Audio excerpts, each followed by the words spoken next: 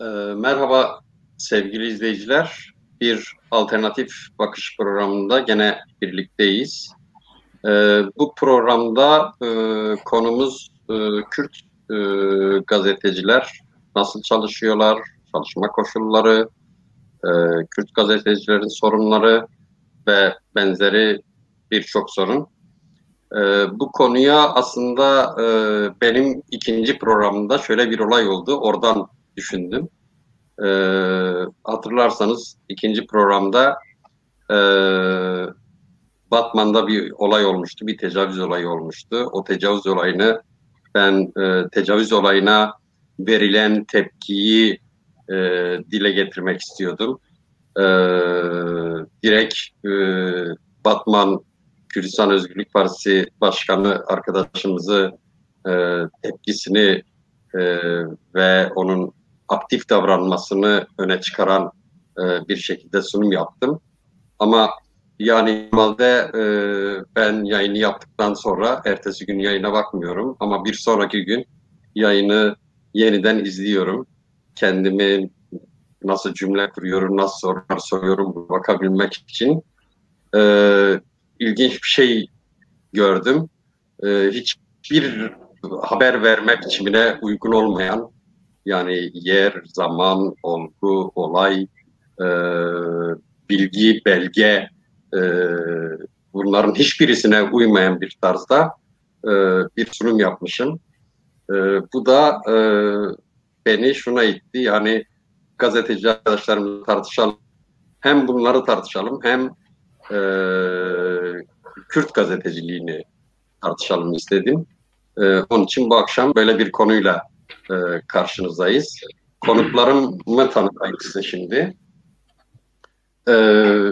Birinci konuğum Ravin Sev Rudav'dan arkadaşımız. Ravin'i belki duymuşsunuzdur. Bir tutukluk dönemi de yaşadı bu ara. Yeni özgürlüğüne kavuştu. Bu aralar kavuştu. Hoş geldin Ravin. Hoş bulduk, teşekkürler. İkinci Azat Altun, Kürdistan 24 TV'de çalışıyor. Sen de hoş geldin Azat. Teşekkür ederim. Üçüncü arkadaşımız da Serpil Güneş arkadaşımız. O da Basniv'de çalışıyor. Şimdi genellikle programlarımızda eğer bir kadın konuğumuz varsa pozitif ayrımcılık yapıyoruz. İlk önce kadın konuğumuza söz veriyoruz. Onunla başlayalım. Yani bize biraz gazetecilik terminolojisinden bahsetsin Serpil. Biraz gazeteciler nasıl bir terminolojiyle çalışıyorlar? Bunlardan biraz bahsetsin. Sonra diğer arkadaşlara geçelim. Buyurun Serpil Hanım. İyi akşamlar diliyorum. Herkese merhaba. Biz Erbil merkezli Basmış gazetesinde çalışıyoruz. Evet, gazetecilik konusunda özellikle çağımız içerisinde dijital gazeteciliğin ön plana çıktığı bir dönemde çalışmaktayız. Gazetecilik tabii daha önceki şeylere oranla yürütülen geleneksel gazeteciliğin çok aşan bir süreç, dijital sürece girdiğimiz için farklı bir şekilde yürümekte. Yani daha çok iletişim çağındayız ve internetin gelişimiyle birlikte gazeteciliğin de kendisine göre bazı değişimleri söz konusu. Klasik gazetecilikte sizin de bildiğiniz gibi 5N1K şeklinde yürütülen bir gazetecilik var. Yani gazetecilik dediğimiz şey bir olayı, bir olguyu ortaya çıkarırken veya ele alırken nerede, nasıl, ne şekilde ve kimler tarafından olduğunu ortaya koyan bir şekilde yürütülmesi gerekiyor. Tabii elbette dijital çağımıza girerken dijital çağdaki gazetecilikte de yine bu kriterler geçerli olmakla birlikte çok hızlı haberciliğin çok hızlı yayıldığı, çok hızlı bir şekilde herkese ulaşıldığı bir sürece girmiş durumdayız. Günümüz gazeteciliği tabii bu normları da aşan, daha da ötesine geçen bir şeye ulaşmış durumda. Yani internet çağında bugün bir olay bir olgu ortaya çıktığı zaman bir muhabir daha hızlı bir şekilde haberi merkezine ulaştırmak ve insanlara ulaştırmak durumunda kalıyor. Bu yüzden gazetecilik günümüzde diyebiliriz ki biraz boyut değiştirdi. Yani eski klasik bir haberleri şeyden alabiliyorduk. Diyelim ki televizyonlardan veya basınlardan, basılı gazetelerden alabiliyorduk. Ama bugün günümüzde bir olay olduğu zaman hemen hemen herkes çok hızlı bir şekilde bir olaya, bir olguya ulaşabiliyor. Bu da ister istemez tabii ki gazeteciliğin daha hızlı bir şekilde ve daha dijital ortamda, internet ortamında doğruluk ve bilgi kirliliğine de girilmeden ulaşılması gereken bir düzeye ulaşmış durumda. Yani size konuşmanızın başında da bahsettiniz. Örneğin bir olay ortaya çıktığı zaman çok hızlı bir şekilde bu haber her yerde yayılabiliyor. Çünkü herkesin elinde internet var, herkesin elinde telefon var. Bunu çok hızlı bir şekilde insanlara ulaştırabiliyor. Ama bunun nerede, ne zaman ve ne şekilde gerçekleştirdiği, yine haber kaynağı, doğruluk payı noktasında bazı sorunlar yaşanabiliyor. Günümüzde diyebiliriz ki şimdiki yürütülen dijital ortamdaki gazetecilikte hem çok hızlı bir şekilde... Mesela bu 5'ine 1K halen daha işleyen bir kural değil mi? Evet, elbette bunun hiçbir zaman değişmez. Çünkü bir haberin doğruluğu, güvenilirliği, yine kaynağı çok önemli.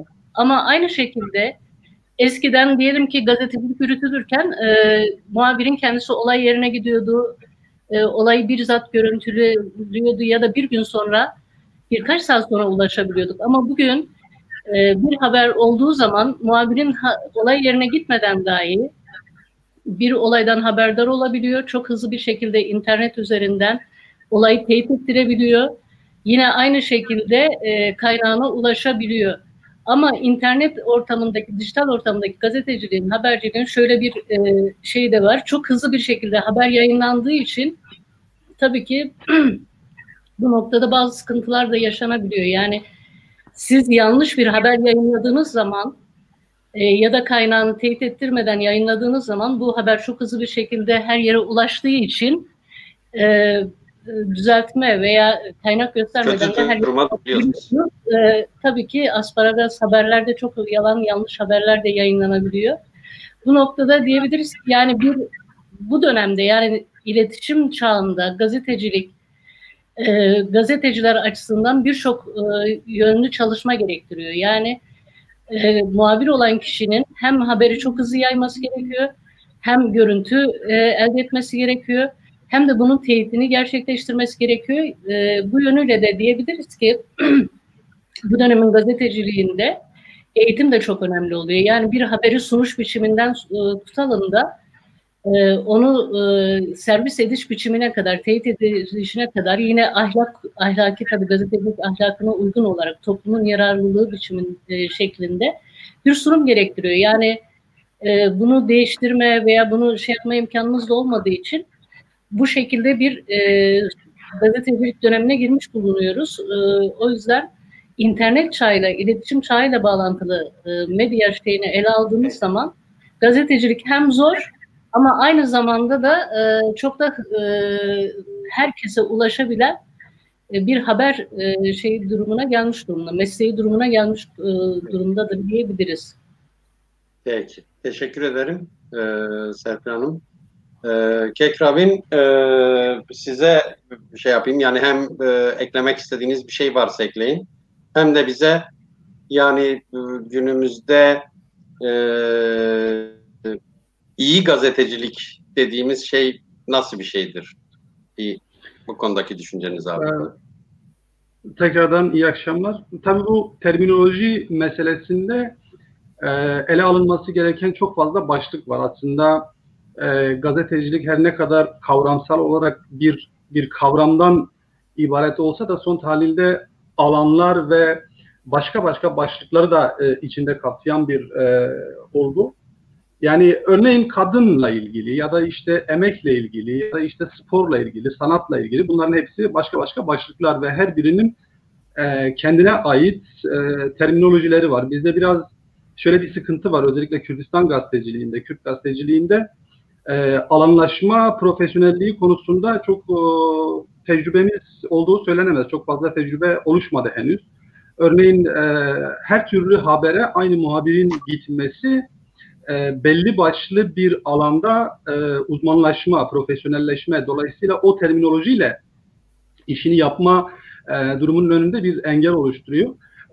Şahsen yapmak istediğim, yani benim mesela kullanmak istediğim terminoloji daha çok yani halkların, işte milletlerin ya da devletlerin, ülkelerin, toplulukların hassasiyetlerinden ziyade asıl keşke yani bütün bunlarla yani bütün bu bahsettiğim başlıklarda haber yapılmasını gerektiren sıcak ve tartışmalı alanlar olmasa. Dolayısıyla eğer olmasaydı benim şahsen kullanmak istediğim terminoloji, çatı terminoloji olarak daha liberter, yani belki biraz anarşizme yakın bir terminoloji kullanmak isterdim açıkçası. Daha özgürlükçü. Evet, daha özgürlükçü. Ancak biraz daha bunu aşağı indirdiğimizde gerek Orta Doğu, gerek dünya ve gerekse Kürdistan gerçeklikleriyle mevzuya yaklaştığımızda mecburen değişik daha alt kademelerde bir takım hassasiyetleri göz önünde bulundurup bunların hepsine ayrı ayrı bir terminoloji oluşturmak gibi bir zorunluluk ortaya çıkıyor. Elbette ki Kürdistan gazeteciliğine ait bir terminolojinin oluşması bizim elzem sorunumuz olmalı bence. İlk uğraşmamız gereken mevzu burası olmalı. İkinci sorunuzu bir daha alabilir miyim? İyi gazetecilikten ne anlamalıyız? Yani iyi gazetecilik diye bir şey var mıdır? Yani iyi gazetecilik diye bir şey hem vardır hem yoktur. Vardır çünkü gazetecilik insanlık yararına, insan yararına bir meslek, bir mevzu olduğu için elbette ki iyi gazetecilik vardır. Ama şöyle yoktur.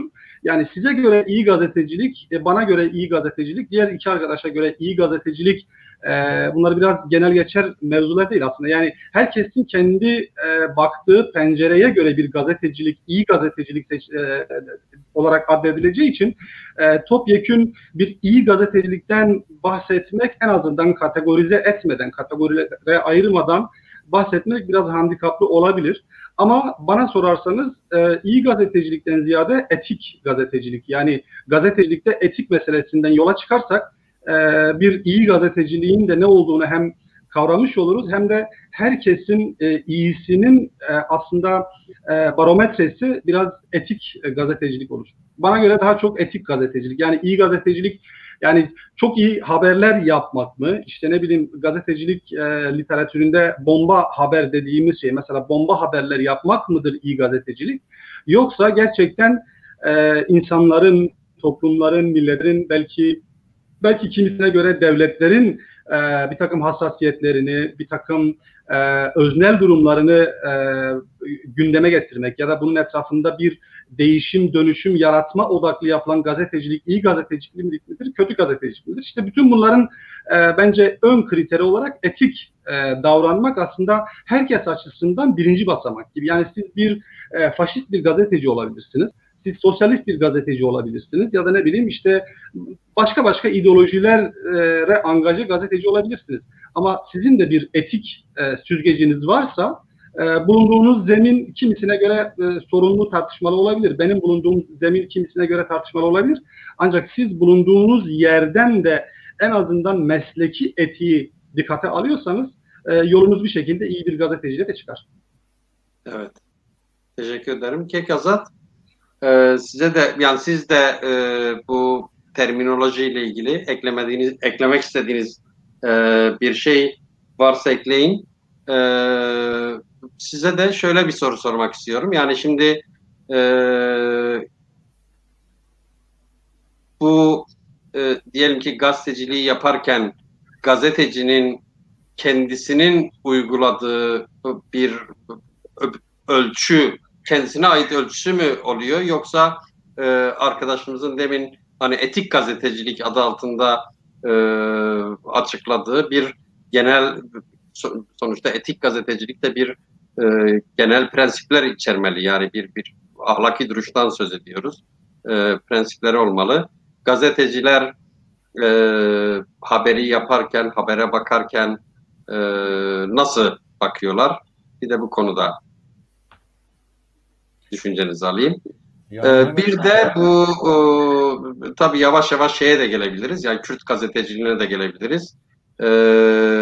Ravin şey dedi, yani gazetecilikte henüz daha Kürt gazetecileri bu uzmanlaşma alanları oluşturmadılar. Öyle anladım. Yanlış anlamamışım değil mi? Yani Evet, uzmanlaşma, alanlarda belli başlı alanlarda uzmanlaşma. Örneğin politika gazeteciliği, işte evet, adliye gazeteciliği, işte ne bileyim ekonomi gazeteciliği, spor gazeteciliği kastım biraz bu. evet, evet. Bu konuda da düşüncenizi alayım. Kekazat.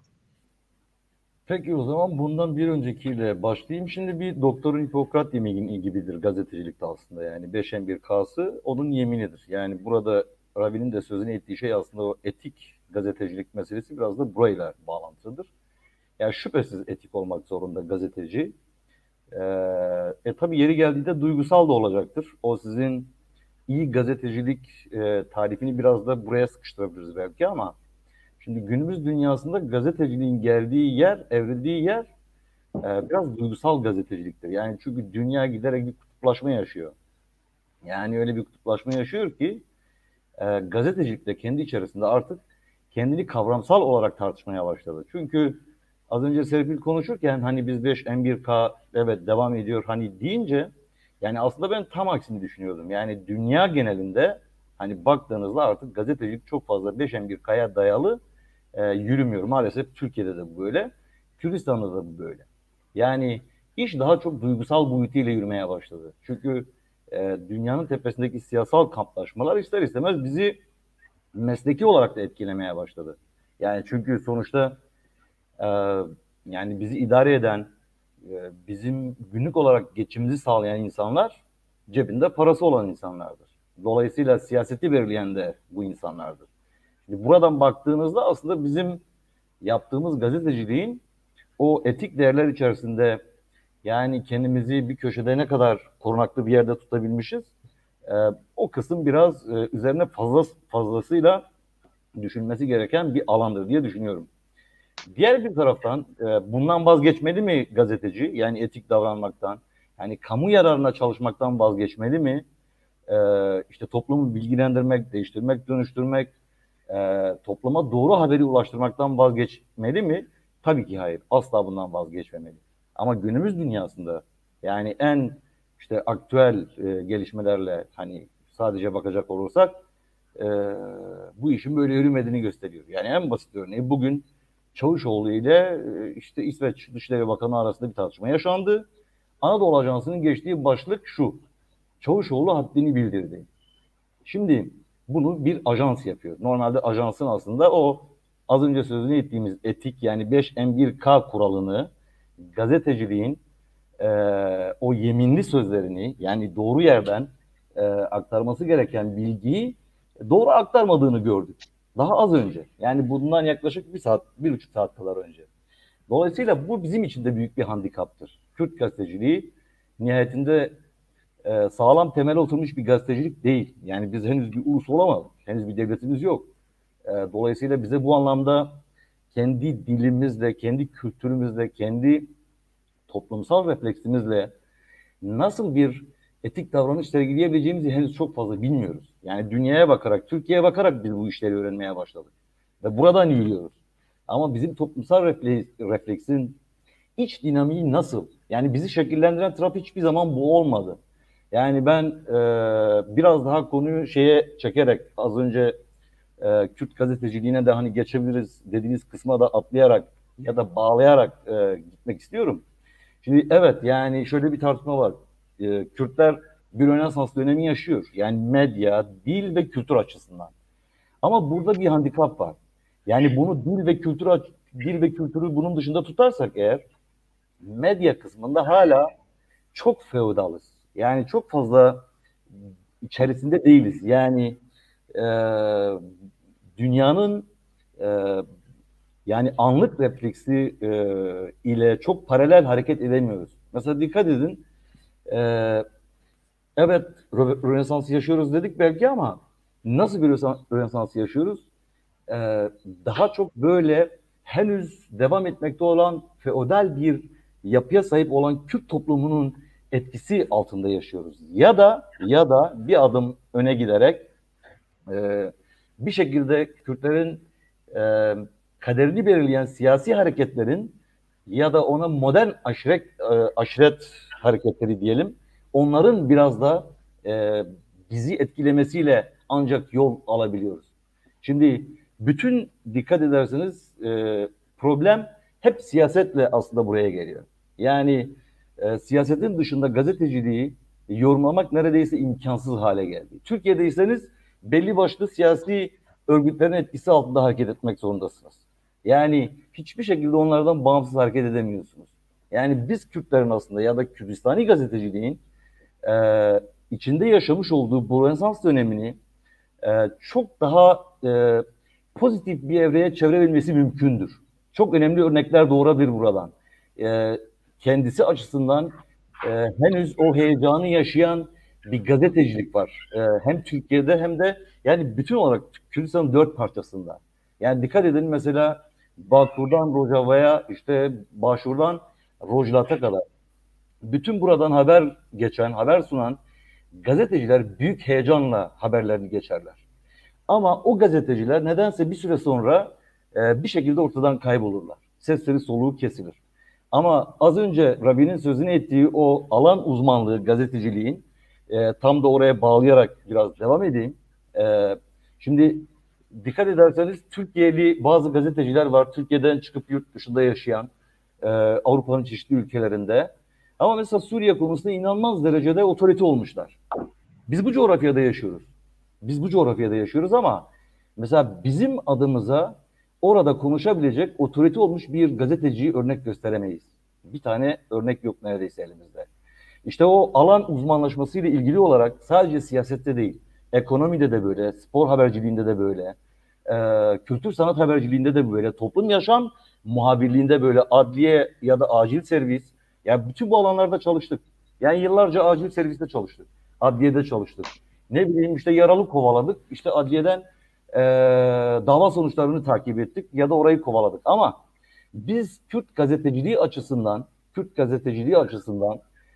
şu anda içinde bulunduğumuz durumu böyle kısaca özetleyecek olursak biraz kendimizi zannediyorum fazlasıyla etiğe yönlendirmemiz gerekiyor. Evet, çok sıkıntılı, çok baskılı bir süreçten geçiyoruz. Yokluklar içerisinde yürümeye çalışıyoruz.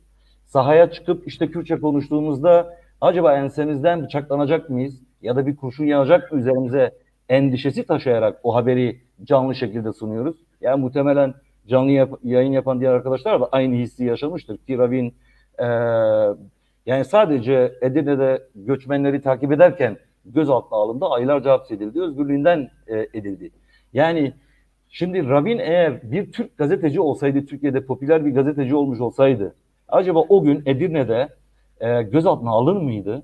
Yani mesela Kürt gazetecilerinin... Kimse alınmadı. Yani diyelim ki Edirne'de onlarca gazeteci çalıştı. Değil mi o dönemde, göç döneminde onlarca gazeteci çalıştı. Bir tek Rabin gözaltına alındı. Ama Rabin'den ayrıca soracağım tabii onu. Bitirdiysen Serpil Hanım'a geçmek istiyorum. Bağlıyorum. Demeye çalıştığım şey şu. Yani Kürt gazetecisi kimliğiyle de davranışıyla da nerede olursa olsun dünya medyasına örnektir. Dünya medyası örnektir. Yani bizim asla ve asla 5M1K'dan vazgeçmemiz gerekiyor. Kamu yararına çalışmaktan vazgeçmememiz gerekiyor. Siyaset her ne olursa olsun, tabi bulundunuz ya da bir şekilde kendinizi yakın hissettiğiniz siyasi hareket ne olursa olsun, bir şekilde onun etkisinden sıyrılarak doğru yerden, doğru kanaldan haberi doğru şekilde ulaşması gereken yere ulaştırmak zorundadır Kürt gazetecisi. Ve mesleki arayışını, yani uzmanlaşma konusu bence o çok çok önemli bir mesele. Yani benim de aslında başlıklarımdan bir tanesi oydu. Artık başlamalıdır. Yani biz hem toplum haber yaşamı takip edip hem işte siyaset haberi takip edip hem işte Avrupa ve işte uzak doğu ülkeleri siyasetini takip edip Amerika'da neler oluyor, neler bitiyor. Bir canlı yayında Amerika'yı konuşuyoruz. Avrupa'yı konuşuyoruz. İskandinav ülkelerini konuşuyoruz. Orta Doğu'yu konuşuyoruz. Özelde Suriye'yi konuşuyoruz. Irak'ı konuşuyoruz. İran'ı konuşuyoruz. Türkiye'nin iç siyasetini konuşuyoruz. Yani Kürt sorununu konuşuyoruz. Çözüm süreci. Yani demeye çalıştığım şey, bir Kürt gazetecisi için bu kadar yük, o kadar fazla bir yük ki, yani bunu artık ya bir şekilde bize yön veren, bizim Twitter'lı işte o çok sevdiğimiz arkadaşlar bir şekilde bu yüklerimizi hafifletmeli ya da biz bunun mücadelesini vermeli diye düşünüyorum. Var mı bir böyle Kürt gazeteciler arasında, yani onlara ait bir iletişim biçimi, bir dayanışma şeyi, öyle bir şey var mı? Yani kurumlaşmış bir şey var mı? Maalesef. Peki yani maalesef. Şu an bir soru gördüm. Ama çok istiyoruz olsun yani. Demin o rejideki arkadaşlar soruyu tekrar koysunlar ekrana. O soruyu biraz daha düzeltip sormak istiyorum. Şimdi Serpil Hanım, bir size şunu sormak istiyorum. Mesela bilmiyorum, siz haber masasında mısınız? Haber masasında mı çalışıyorsunuz? Evet. Haber yaparken mesela diyelim ki kadına yönelik şiddetle ilgili haber yaptınız Kürt illerinden. Diyelim ki ne bileyim Diyarbakır'dan ya da Hevler'den kadına yönelik bir şiddet olayı var. Bunu tartışmak istiyorsunuz. Mesela diyelim ki patronunuz size yani durum büküyor ya da diyelim ki hani yapmasan, bununla uğraşmasan, işte önünde bak şöyle konular var, o konulara girsen falan diye bir şey oluyor mu? İkincisi deminki soru ile ilgili şey yapayım. Şimdi o soruyu okudunuz mu? Yani hani şeylerden bağımsız, politik örgütlerden bağımsız ya da partilerden bağımsız haber ajansı, Kürt gazetesi var mı? Ben bilmiyorum doğrusu. Bunlardan bağımsız bir gazetecilik, Kürt gazeteciliği mümkün mü? Günümüz koşullarında. Şimdi aslında konu birbiriyle de bağlantılı da ortaya çıkıyor. Maalesef Kürt gazeteciliği partilerin yedeklenmiş durumunda. Yani ajanslar neredeyse siyasal partilerin yedeği biçimde çalışıyor. Bağımsız bir şekilde ortaya çıkabilen bir basın söz konusu değil. Yani Kürt toplumunda siyasetin çok etkili olması ve bazı siyasal hassasiyetlerden kaynaklı, yine az önce arkadaşlar da bahsettiler, yine toplumsal bazı kalıplardan veya feodal etkilerden kaynaklı aslında gazetecilerin, özellikle Kürt gazetecilerin eli kolu bağlanmış durumda. Bahsettiniz, mesela bizim ajans olarak Kürt ajanslarından bahsedersek, daha çok kendi iş gündemi veya dünya gündemini öne çıkarmaya çalışıyor ama toplumsal sorunlara yönelik fazla bir hassasiyet söz konusu. Eğer bu dıştan gelen bir şiddetse, örneğin kadına yönelik, diyelim devlet odaklı veya Kürt toplumuna yönelik ulusal bazda siyasetten kaynaklı bir şiddetse öne çıkarma şeyimiz daha fazla. Ama eğer bu bir aşiretsel veya aile içi bir şiddet biçiminde öne çıkıyorsa birazcık böyle duygusal ve önünü kesen bir yaklaşım söz konusu olabiliyor. Hatta kadına yönelik şiddeti veya toplum içi bazı sorunlar, yani çeşitli var. Mesela ben çok şey yapmak istedim. Ensest ilişkilerden tutalım. Yine Güney Kürdistan'da farklı tercihleri, cinsel tercihleri bulunan insanların asıl toplumda nasıl karşılandıklarına, nasıl hayat bulduklarına, yaşam şartlarının ne olduğuna dair bir araştırma yapmak istedim. Ama için doğrusu çok fazla destek göremedim. Ayrıca bazı kaygılarım oluştu. Çünkü bu konuda Yani isim vermeden yapmanız gerekiyor çünkü çok hassas bir konu ve dokunamıyorsunuz. Halbuki medya, gazetecilik toplumun sorunlarının üzerine gitmeli, bunları araştırmalı, hatta yön verme noktasında da önemli bir güç olarak, yani toplumsal bir güç olarak ortaya çıkıyor. Ama örnek vereyim, ben bizim Güney Kürdistan bazlı, Kürdistan 24 de öyle, şeyi de takip etmişlerdir. Gerçi arkadaşlar Türkiye merkezi şey yapıyor ama bizim şey de öyle. Örneğin kadına şiddet aylık olarak bilançosu yayınlanmıyor. 6 ayda bir yayınlanır. Ama Kürt erkeğe şiddetle mücadele diye bir dernek var. Onun her aylık erkeğe şiddetinin bilançosu hemen hemen bizim tüm şeyde işleniyor. Hatta bu konuda ben şey de gösterdim. Yani dedim ki siz aylık kadın bilançosunu yayınlarsanız ben de o haberin çevirisini yapar. Erkeğe yönelik şiddeti de tabii ki gündeme taşırım. Ama şimdi bu yönü sanki bir de ayrıca bilançolar yayınlanırken araştırma noktasında, yani diyelim ki intiharlar var. Bu Güney Kürdistan bazlı söylüyorum. Türkiye bu konuda daha fazla kurumsallaşmış. Kadın örgütlenmeleri daha bir şeye ulaşmış, düzeye ulaşmış. Ama burada o kadar çok diğer parçalarda o kadar çok sorunlarla karşılaşıyoruz ki. Yani mesela bir önceki yıla göre bu yıl kadına yönelik şiddette azalma var deniliyor. Ama koronavirüs sürecini yaşıyoruz. Ve bu kadın kurumlarından gelen bir istatistik.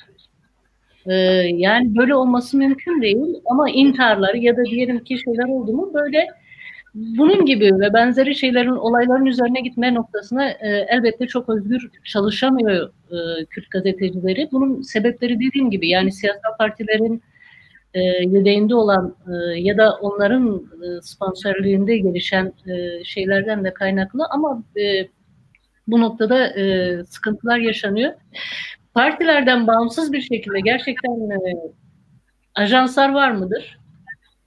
Yani bu tartışmalı bir konu. Tabii yani biz mümkün mertebe tüm Kürt arkadaşlar, yani Kürt gazeteci arkadaşların etik anlamda, ben az önce arkadaşların dediğine katılıyorum. Ulusal duyarlılık ve toplum yararına haber yapılması önünde herhangi bir engel yok. Ama bir siyasal partinin çizgisinin karşısında herhangi bir haberi yapma özgürlüğüne çok fazla sahip değiliz. Bu açıkçası böyle.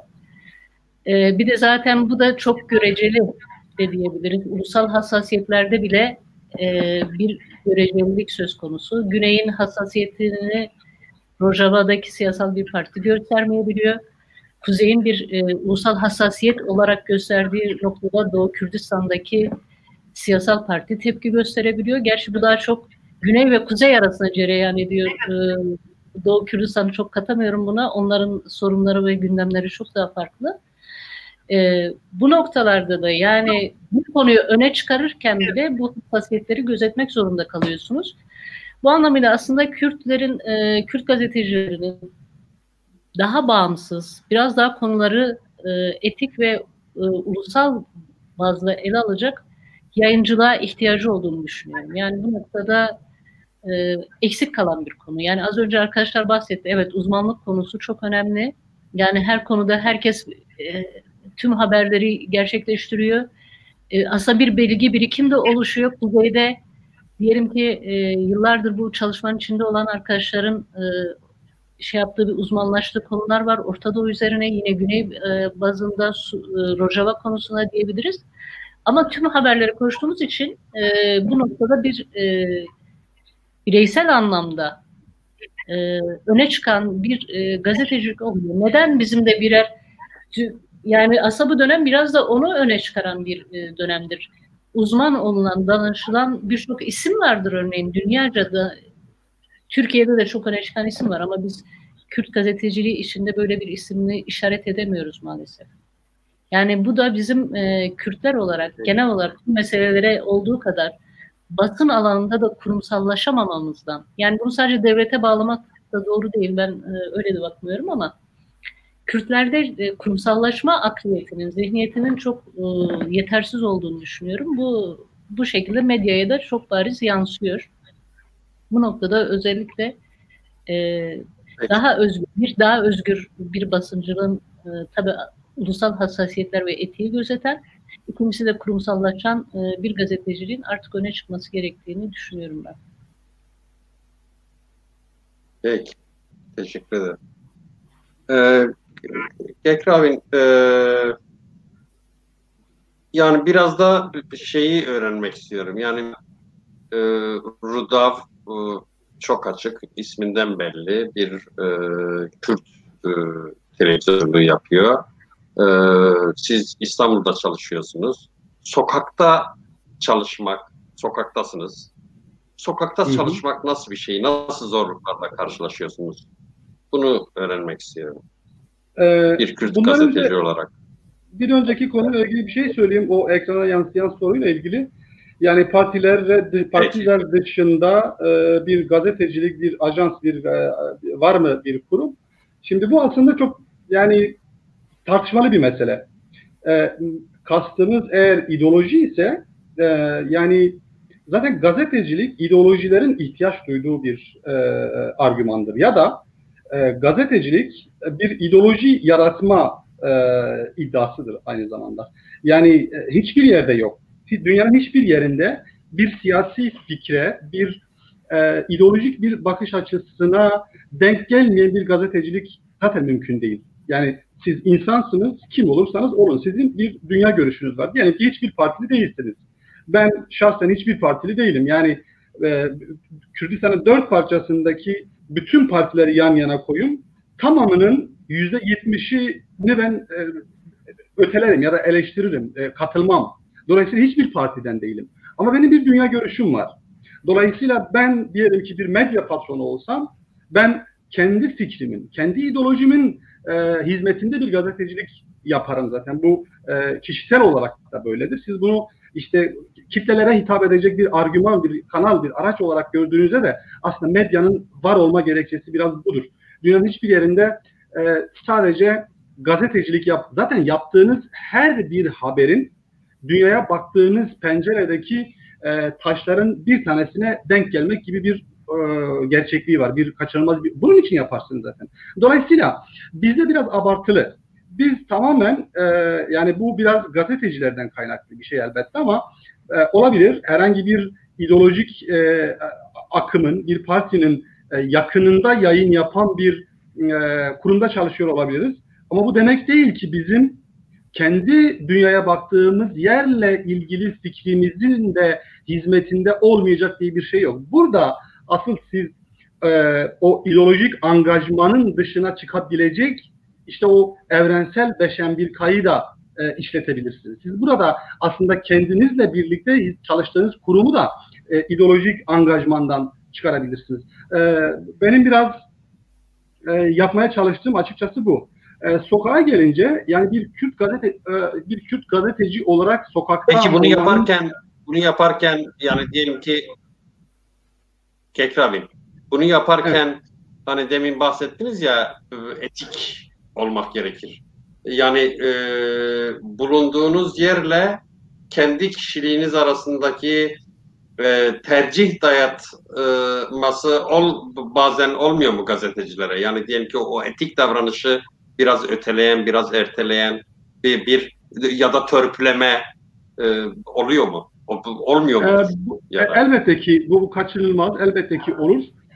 Kendi şahsıma dönük söyleyecek olursam burada ben hayatımda birkaç sefer aldığım kararlarda evet dayatılan şeyi yapma zorunluluğunu ortadan kaldırıp istifa ettim birkaç yerden. Bu elbette ki oldu. Olur, bu her yerde olur. Ancak sizin burada işte o evrensel kriterleri kullanırken zihninizden faydalanıp, aklınızdan faydalanıp biraz profesyonel davranmayı, biraz tam olarak profesyonel. Zaten gazetecilik manipüle etmektir. Bizim işimiz toplumları manipüle etmek. Evet. Doğruyu söyleriz ama kendi baktığımız yerden söyleriz. Birilerini manipüle ederiz. Bunun 5+5'i budur. Şimdi siz eğer size dayatılan bu durumu da kendi kabiliyetinizle, kendi profesyonel 1K işte etik kriterlerinizle bu tarafını da manipüle edebiliyorsanız bu bahsettiğiniz tazyik sizden biraz uzak durabiliyor ya da sizi alt etmenin o da kendince başka yollarını arayabiliyor. Elbette ki bununla sadece bence Kürdistan gazeteciliği bu konuda biraz daha avantajlı. Eğer Türkiye ile kıyaslayacak olursak çok daha avantajlı. Örneğin ben son 5 yıldır Rudav'da çalışıyorum. Ve bir tane haberimle ilgili böyle bir tazik yaşadığımı hatırlamıyorum. Yaşadığımı söylesem yalan söylemiş olurum. Hiçbir haberimle, yaptığım hiçbir haberle ilgili yani evrensel gazetecilik kriterlerini göz ardı etmemi gerektirecek dayatmalarla hiçbir şekilde karşılaşmadım. Benim açıkçası kendimi 17 yıllık bu gazetecilik meslek hayatımda en rahat hissettiğim yerdir diyebilirim. Bu biraz da aslında Güney medyasının, Güney Kürdistan medyasının diğer parçalardaki medya yapılanmalarına oranla biraz daha evrensel gazetecilik ilkelerine yakın olmasından kaynaklanıyor. Biraz daha iddialı oldukları uluslararası profesyonelliğe uygun hareket etme iddiasından geliyor. Tam olarak buna uygun hareket ediliyor mu diyemeyiz ama en azından böyle bir iddianın olması biraz bizim işimizi de kolaylaştırıyor. Öbür taraftan bu sokakta Kürt gazeteciliği meselesi, ben yaklaşık 11-12 yıldır İstanbul'dayım. Şimdi ben çok böyle işte şununla karşılaştık, bununla karşılaştık. Buralara girmek bize bir fayda getirmeyecek. Elbette ki Kürt olmasak sokakta maruz kaldığımız negatif şeylerin %80'ini yaşamayacağız. %20'sini yine yaşarız. O da işte Türk de olsanız sonuçta burada bir ideolojik duruşunuz varsa, bir gazeteciyseniz, bir yere hitap ediyorsanız siz de karşılaşırsınız. Nihayetinde Türk gazeteciler de karşılaşıyor bununla. Ben açıkçası bu işi sokakta bir Kürt gazetecisi olarak yapmanın bana tattığı zevkten bahsetmek istiyorum. Negatif şeylerinden ziyade. Şimdi örneğin biz diyelim ki çok böyle uluslararası alanda ses getiren bir mesele oldu Türkiye'de. Atıyorum işte bir bomba patladı ya da işte Reyna'ya saldırıldı ya da işte Kaşıkçı cinayeti vesaire. Yani bütün Türk medyasının, bütün dünya medyasının böyle sıralandığı bir yerde ne idüğü belirsiz bir Kürt özgüveniyle orada olmanın zevkiyle ben aslında bu işi sürdürüyorum. Eğer oranın bana tattırdığı bir zevk olmazsa muhtemelen bu mesleği bu kadar tutkuyla yapmazdım. Evet, polisinden zabıtasına, özel güvenliğinden sıradan vatandaşına, esnafından işte durumdan vazife çıkaran herkese kadar, kedisine kadar sizin zaten bir karşı cephe. Ben ama burasında değilim. Bana daha çok 50 tane kameranın dizildiği bir yerde, 50 tane muhabirin aynı anda yayına girdiği bir yerde örneğin, bunu ben çok yaşadığım için muhtemelen Gazat aynı şey yaşıyor. Çoğu zaman denk de geliyoruz aynı durumlarda. Evet, bir Türk gazetecisi CNN Türkiye, NTV'ye oraya buraya muhabirlik yapan bir gazeteci çıkıp mikrofonu elinde bangır bangır bangır etrafındaki 50 tane kameramanı, muhabiri dikkate almadan o motivasyonla nasıl yayın yapıyorsa ben de elbette ki sahip olduğum dilin onların dilini belki 100'e çarpacak kadar zenginliğiyle elbette ki her tarafından bir Kürt özgüveni fışkırırcasına, hatta onları sabote edercesine. Çünkü böyle oluyor. Şöyle bakılıyor. Siz o böyle atmosferlerde tek Kürtçe ses geliyor bir yerden ve alışık olunan, beklenen Kürt profili, bir Kürt gazeteci profili var ya herkesin kafasında. İşte o sünepe, yani muhtemelen böyle sesini kimse duymasın ama nasıl... Siz bunu yapmadığınızda o taraf sabote oluyor. 50 tane muhabiri, 50 tane televizyonun yayınını sabote etmek bir Kürt gazeteci olarak, bunu Kürtçe yaparak bana çok büyük bir haz veriyor. Bana çok büyük bir zevk veriyor ve bu mesleği bu kadar tutkuyla yapmamı asıl dinamitleyen şey de bu. Dolayısıyla yani elbette ki yani haber kaynaklarına ulaşmakta bir kere Kürt olmanın, Kürt gazeteci olmanın büyük bir dezavantajı var. Yani siz aradığınızda işte bir çalıştığınız Kürt kurumundan bahsettiğinizde bir kere haber kaynaklarının %50'si otomatikmen sizin ulaşabileceğiniz zeminin dışına çıkıyor. Öbür taraftan yani örneğin İstiklal'de biz kamerayla dolaşamıyoruz. Ya da ne bileyim Taksim Meydanı'nda kamerayla dolaşamıyoruz. İstanbul'un belli başlı meydanlarında elimizde kamerayla dolaşamıyoruz. Bırakalım artık yayın yapmayı ya da orada haber takip etmeyi. Öbür taraftan haber mesela özel haberler yaptığınızda ya da işte herhangi bir konunun uzmanlarıyla görüşmeye gittiğinizde de biraz önce aslında sokakta karşılaştığımız o ezber çoğu zaman aslında bir takım uzmanlar tarafından da karşımıza çıkıyor bir ayna gibi. Ama siz burada asıl mesele sizin yani Türkler bunu ne mutlu Türk'üm diyene diye tarif ediyor. Ben hiçbir zaman ne mutlu Kürt'üm diyene de demem, Türk'üm diyene de kim olursam olsam demem. Ama sahip olduğunuz dilden yola çıkarak bir özgüven taşıyorsanız ve kendinizi mesleki olarak da donatmışsanız istediğiniz yerde karşılaşın o tavırla, sizin onu alt etme opsiyonunuz %50 daha fazla oluyor karşı taraftan. Dolayısıyla bu büyük bir haz. Öbür taraftan biz özellikle Güney medyasına çalışan gazeteciler, İNK Gazet bunu iyi bilir. Biz sadece Kürdü ve herhangi bir Kürt unsurunu karşı cephe olarak gören kesim tarafından ya da cephe tarafından bir baskıya, bir tacize, bir engellemeye maruz kalmıyoruz. Biz aynı zamanda bunu kendi içimizde de yaşıyoruz. Biz aynı zamanda bunu Kuzey Kürdistan'da yayın yapan Kuzey Kürdistan hakim siyasetinin etrafında kümelenmiş medya çalışanı, kimi zaman aynı masayı paylaştığımız, aynı kurumlarda çalıştığımız arkadaşlarımızdan da görüyoruz. Ve bunu çok fazla görüyoruz. Yani beni şahsen acıtan biraz bu. Ya da öbür tarafta yani hani bir Türk'ün bana yaptığı ile bir Kürt'ün yaptığını kıyasladığımda bir Türk'ün yaptığı şey bana zevk verir. Zaten o onu yapmalı. Ben onun karşısında bir Kürt olarak durduğum için o onu yapıyor demektir bu. Ama bir Kürt'ün size bunu yapması başka bir yerden size acıtıyor. Yani bu tabii bizim ikonlarımız ya da politik önderlerimiz nezdinde de böyle. Eğer bana şöyle bir soru sorulursa sizin gazetecilik hayatınız boyunca unutmadığınız bir anınız var mı diye sorulacak olursa benim vereceğim bir örnek var. O zaman Serpil Hanım'ın şimdi çalıştığı Bas grubunda çalışıyordum ben. Bas Haber, Bas Türkiye eyvallah. Bas Haber, Bas Türkiye gazetesinin haber müdürlüğünü yapıyordum ve biz o dönem Suriye, Rojava vesaire meselelerinin sıcak olduğu dönemler her hafta mutlaka bir PYD temsilcisinden görüş alarak bir Rojava dosyası yapardık ve ağırlıklı olarak da Salih Müslüm'ü arardık o zaman. Bir seferinde aradığımda şöyle bir şey söyledi. Toplantıdayım dedi. Ne zaman çıkacaksınız toplantıdan? Çıkmayacağım dedi. Velhasıl konuşmanın sonunda size artık konuşmayacağım dedi. Böyle bir şey söyledi. Ben de eyvallah deyip telefonu kapattım ve saat tuttum. Tam 5 dakika sonra aynı numaradan, aynı telefondan bir kez daha aradım Salih Müslüm'ü. Ve bu sefer kendimi Hürriyet gazetesinin muhabiri olarak tanıttım. Ve Salih Müslüm bana yarım saat boyunca konuştu. Yani şimdi mesela benim açımdan bir Türk siyasetçinin, bir Türk gazetecinin, bir Türk vatandaşın bana böyle ne yaptığı çok umurumda değil ki. Ama bu hayatım boyunca unutmadığım bir anı olarak kalacak bende.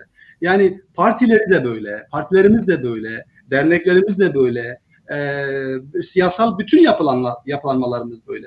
Biraz bunu biz özellikle güneyden yayın yapan medya kuruluşları sahip oldukları hem ekonomik manevra alanı, hem sahip olduğumuz teknik donanım, hem sahip olduğumuz bunun hepsinin bize getirdiği bir avantajı da kullanarak buralara artık atlayabiliyoruz. Buralar artık ayağımıza bağ olmuyor. Bizim sadece şöyle bir ihtiyacımız var Kürt gazeteciler olarak. Kendi aramızda yani bir Kürt gazeteciliği ile ilgili bir kurumsal durum düşünmek lazım. Ben çok uzun zamandır bunun üzerinde kafa yoruyorum.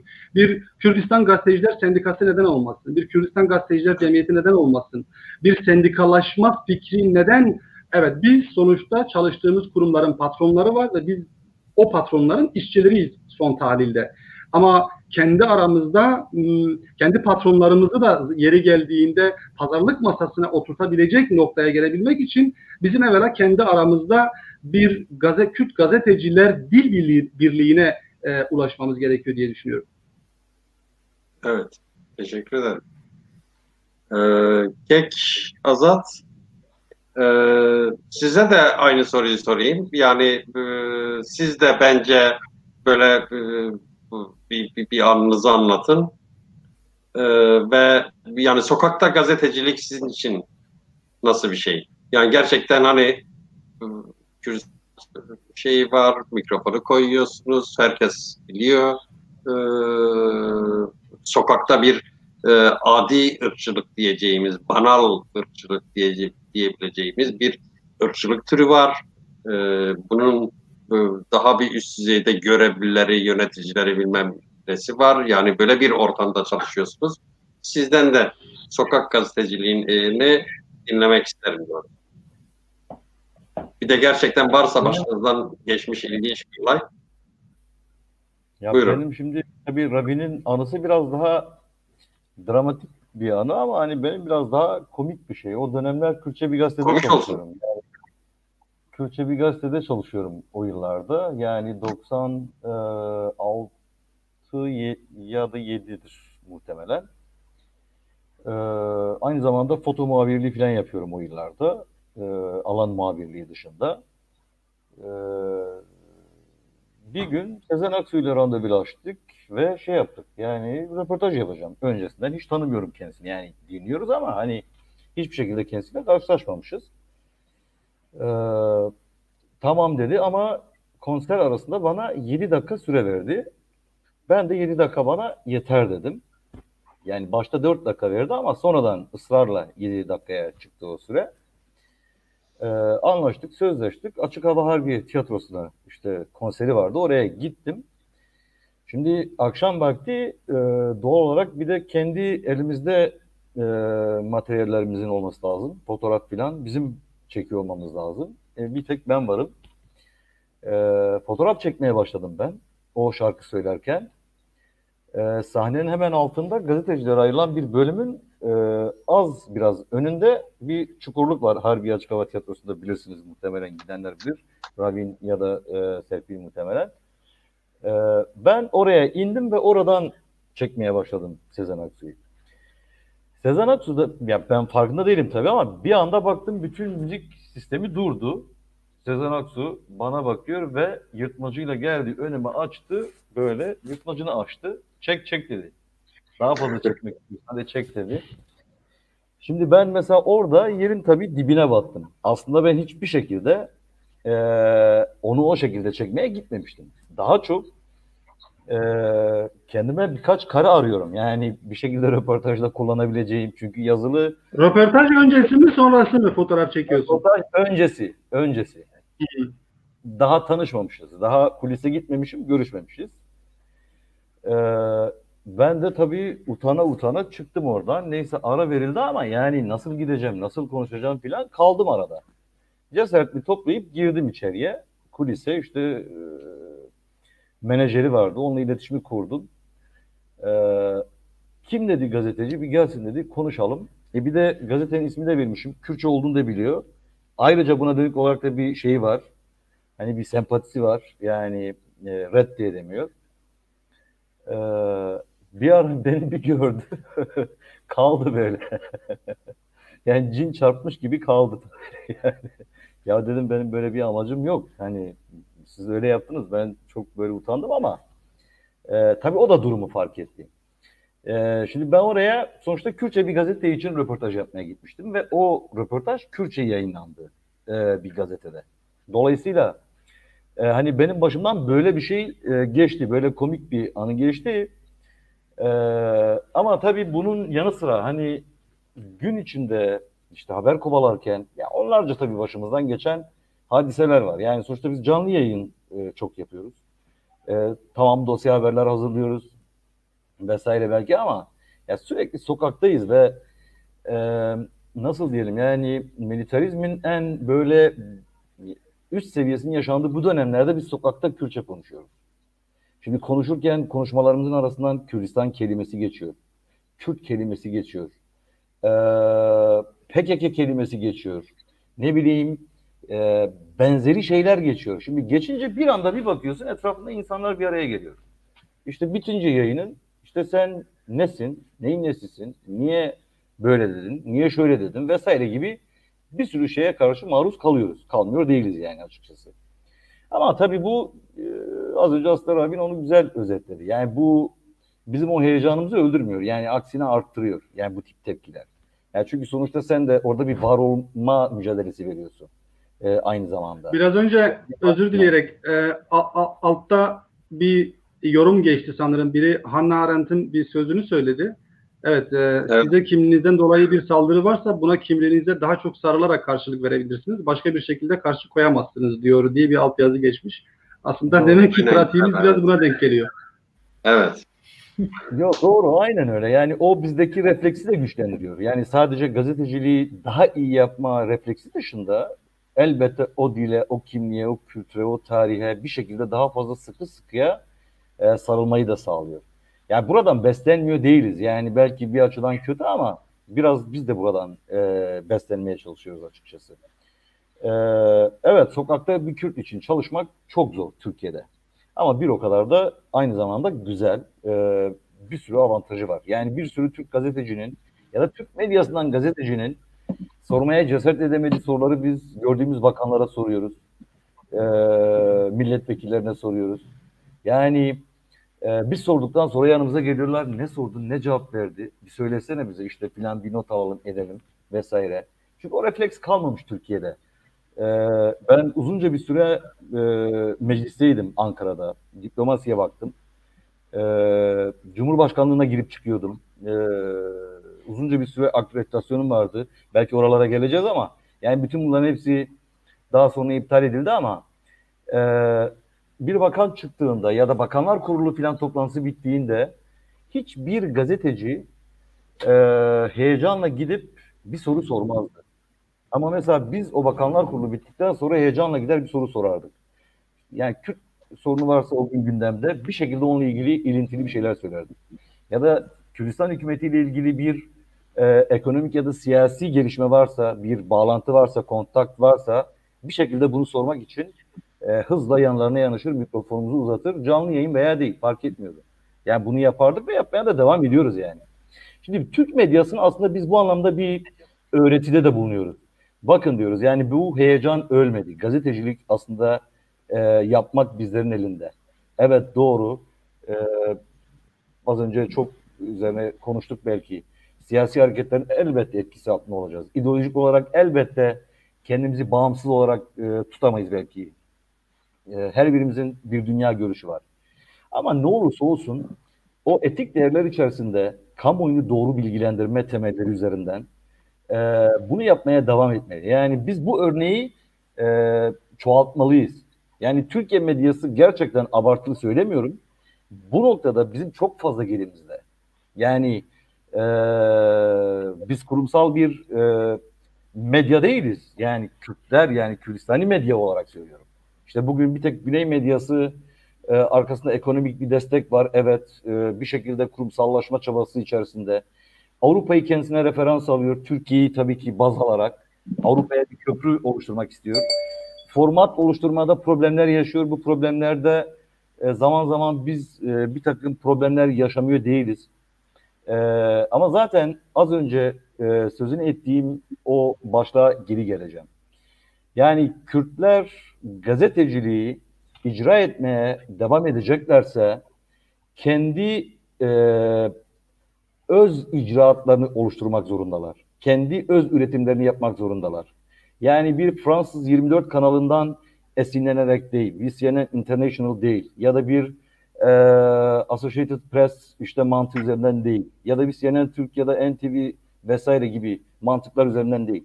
Her toplumun medyası kendi rengine göre şekillenir. Kendi kimliğine, kendi diline, kendi tarihine göre şekillenir. Yani bizim de buradan bir şekilde beslememiz lazım medyayı. Evet, bizim maalesef entelektüellerimiz azdır. Tarihi boyunca sürekli önleri kesilmiştir. Bir bellek oluşması ne olanak tanınmamıştır hiçbir şekilde. Yani Kürdistani bir tarihsel belleğin oluşmasına hiçbir şekilde müsaade edilmemiştir. Neden? Çünkü Kürtlerin bir şekilde kurumsallaşmasının önüne geçildi. Ama 1898 yılında bunun temelleri az da olsa atıldı. Yani bundan yaklaşık 121 yıl önce. Az da olsa bunun temelleri atıldı. Yani o günden bugüne bize iyi bir miras var, iyi bir birikim var.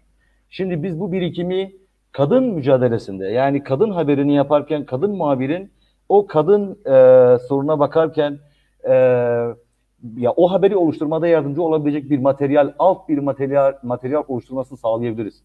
Çocuk haberi, ne bileyim siyaset haberi, kültür haberi, tiyatro, müzik vesaire. Yani şimdi bunların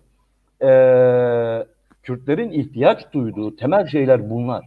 Şimdi biz dikkat ederseniz biraz aslında bize döneceğim. Biraz buradan e, bir eleştiride bulunacağım.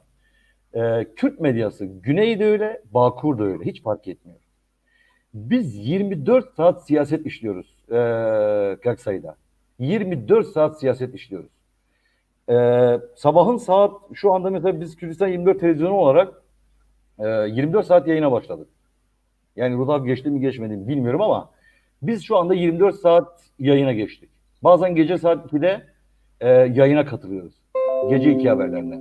Şimdi verdiğimiz tek şey siyaset. Kültür sanat programlarına mesela o kadar az yer ayırıyoruz ki tarih, bellek vesaire gibi odaklı yapılmış işlere yani prodüksiyonel işlere de çok fazla az yer veriyoruz ki biz izleyiciyi sadece siyasetle doyurmaya çalışıyoruz. Şimdi bu büyük bir problem. Bu büyük bir problem. Yani Kürt'ü sürekli bir karamsarlığa itiyoruz. Sürekli bir karamsarlığa itiyoruz. Kürdistan 24'te pardon.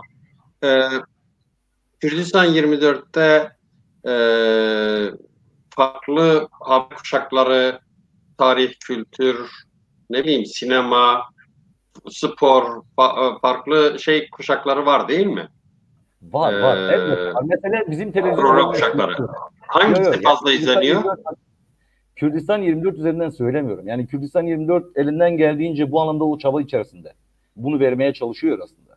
Hatta bize Hayır, hangisi fazla izleniyor onu merak ediyorum. Tabii ki kültür sanat haberleri daha çok izleniyor. Tabii ki yani dille ilgili bir haber yapıp tabii dille ilgili bir haber yaptığımızda o haber bir anda çıtayı yükseltiyor. Kültür sanat haberi yaptığınızda o bir anda çıtayı yükseltiyor. Yani haberin izlenir, okunma, izlenme ve dağılma. Siyasi haberler daha mı az izleniyor? Tabii ki siyasi haberler çok daha az izleniyor. Yani sonuçta siz BBC'den, CNN yani bizim çarpel medyada öyle değil de. Çarpel medyada daha çok yani olursa, tartışma olursa siyasi tartışma programları daha çok izleniyor. Ya şüphesiz şimdi bu izleniyor, izlenmiyor değil. Ben haber olarak söylüyorum. Yani şimdi siz siyasi yaparsınız tartışma programı, o tartışma programları bir şekilde izlenir. Ama ben haber odaklı, program odaklı bazı şeylere dikkat çekmeyi istiyorum. Yani siyasetin işlendiği kadar kültür sanatın da işlenmesi lazım. Demeye çalıştığım şey o aslında. Ve dikkat ederseniz bugün dünya medyası bir yere bir mesaj vermek isterken bir muhabirini gönderiyor. Dünyanın işte savaş halinde olan bir bölgesine. Oradan o muhabirini savaş halinde olan o bölgede bir mağarada işte mültecilerle ilgili bir röportaj yapıyor. Bu röportajı yetiştiriyor ana haber işte bültenlerine. O bütün dünya için o ülkenin de aynı zamanda mesajını içermiş oldu.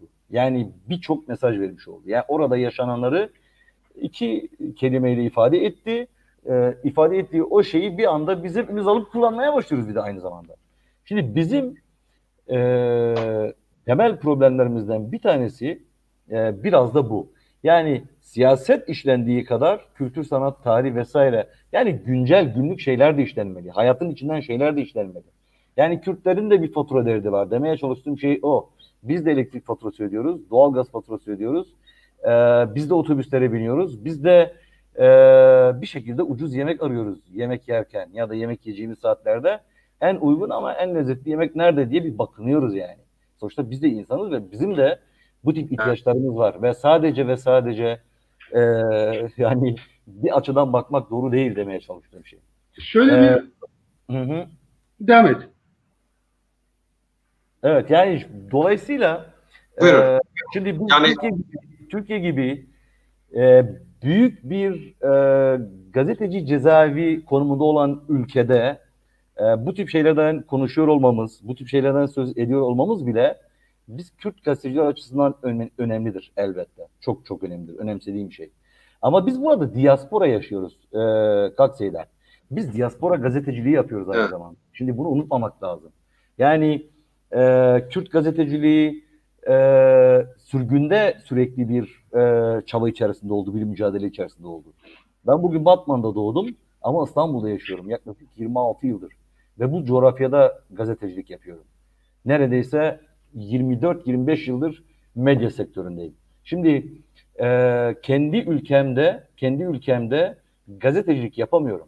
Kendi yaşadığım o topraklarda gazetecilik yapamıyorum. Yani diaspora gazeteciliğinin de getirdiği bir sürü şeyler var. Yani negatif durumlar var. Yani bunu da aslında ayrı bir başlık olarak belki ifade etmemizde fayda var. Dolayısıyla biz Güney basını medyası üzerinden Türkiye'den işte Avrupa'ya örneklemelerde bulunurken bizim için bence elden bırakmamamız gereken temel birkaç başlığı sürekli vurgulamamız lazım. Etik davranmak her ne olursa olsun, içinde bulunduğunuz siyasi görüş ya da her ne olursa olsun siyasi hareket, onlardan bağımsız bir şekilde doğrunun arkasından bir şekilde yürümeyi devam ettirmek. Bir şekilde bence bugün dünya işte az önce Serpil değindi biraz belki ama kadına çok daha fazla yer vermek gerek. Yani o erkek dergisi yani çok vahim bir durumdu yani o verdiği örnek. Vahim değil canım. Niye vahim olsun? Yani aslında vahim bir durum. Yani günümüz dünyasında hayır yani bir şeyin eksikliği yani kadına yönelik şiddete dair bir raporlamanın olmayışı bir eksiktir. Ama eksik kalmasından bahsedebiliriz. evet, Yoksa bunu raporlamak da aslında var. güzel bir şey. Bu aslında bu da bir örnek, bir modeldir. Ama erkek raporu daha çok öne çıkıyor. Tamam, Ayda yani bir çıkarken kadına dair şiddet raporlamasının olmayışıdır aslında. Ya tamam, biraz bir şeyler eklemek istiyorum burada Avra'da. Yani bikiniz ama hani o yani çok fazla ön plan çıkarken yani kadın mevzusunun geri planda kalması yani o açıdan ben biraz vahim olarak bakıyorum. Evet. Yani yine nezdimde öyle yani. Şimdi bizim yani özel bir duruma işaret ediyor aslında. Yani erkek egemen, cinsiyetçi, özel bir duruma işaret tabii ediyor. Zaten peki tekrar bir duruma işaret ediyor. Bir dil var. Yani bence başka bir duruma da işaret ediyor.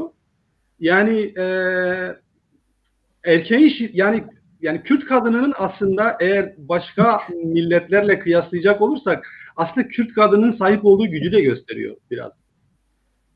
Yani şiddeti bir güç olarak görebilir miyiz? Hayır, onu demiyorum. Güç o değil.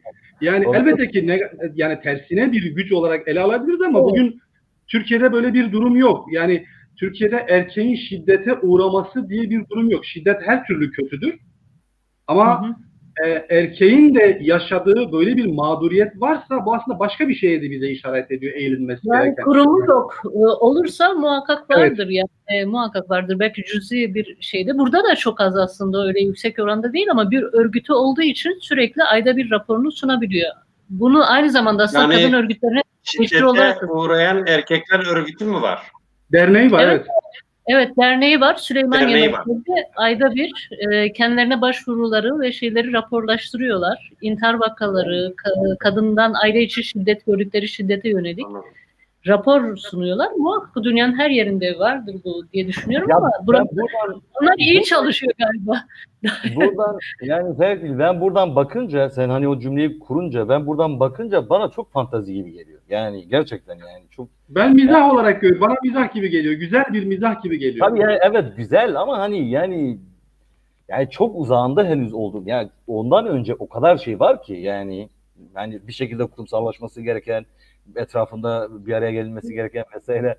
Belki o da temel bir ihtiyaçtır orada bilmiyorum ama sonuçta biz erkek egemen bir dünyada yaşıyoruz. Yani gazeteciliğin dili zaten eril. Yani her anlamda zaten biz bir haberi yazarken bile neredeyse biz bile kadını atlayarak o haberi yapıyoruz. Yani bırak yani biz hani bu kadar özgürlükçü yaklaşmaya çalışıyoruz Kürt medyası olarak bu kadar duyarlı davranmaya çalışıyor olmamıza rağmen çoğu zaman biz bile atlıyoruz yani bunları.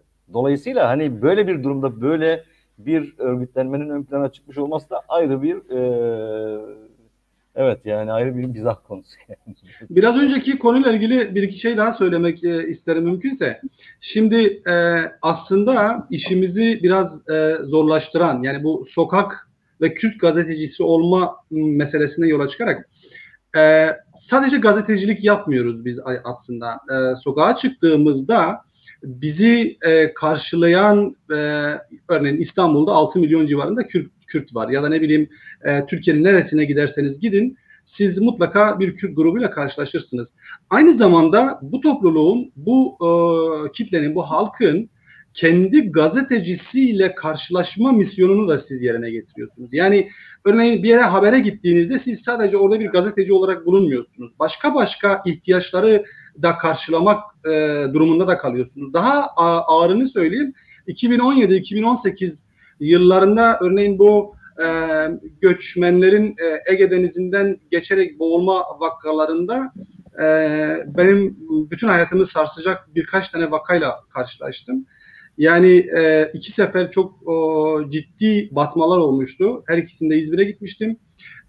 Bir sürü gazeteci geliyor. Morga hiçbir gazeteci girmez. Ya da gasilhaneye hiçbir gazeteci girmez. Ya da hiçbir gazeteci o boğulan cenazeleri taşımaz. Hiçbir gazeteci güneyden gelen o cenazeleri teslim alma üzere gelen ailelerin konaklamasıyla uğraşmaz. Ya da başka dertlerle uğraşmaz. Ama mesela siz orada aynı zamanda tercümanlık yapmak zorunda kalıyorsunuz. Siz orada aynı zamanda morgdaki işlemleri yaparken tarif yapmak zorunda kalıyorsunuz. 2 kişi gelmiş, 3 kişi gelmiş, 8 tane, 10 tane cenaze alınacağı için siz aynı zamanda gasilhaneye girip cenazeyi sedyeye koymak, sedyeden ambulansa taşımak. Yani çok fazla misyonla karşılaşmak zorunda kalıyoruz. Çok fazla misyonu da yerine getirmek zorunda kalıyoruz. Aynı zamanda siz bir Kürt gazetecisi olarak hayatın hiçbir alanında toplumunuz kurumsallaşmadığı için siz her yerde kurumsal da bir görüntü vermek zorundasınız. Aynı zamanda kurumsal bir duruş sergilemek zorundasınız. Bütün bunlar sizi aslında bir gazeteci olmaktan da çıkarıyor. Başka şeylerle harmanlıyor kimliğinizi. Bütün bunlar elbette bir şekilde sizi insan olarak maalesef ki keşke hiç beslemeseydi başka bir yerden de besliyor. Bir şekilde toplumun içinde kalıyorsunuz. Ama bir yerde de hiç işiniz olmaması gereken çok başka yükleri de sırtlamak zorunda kalıyorsunuz. Evet.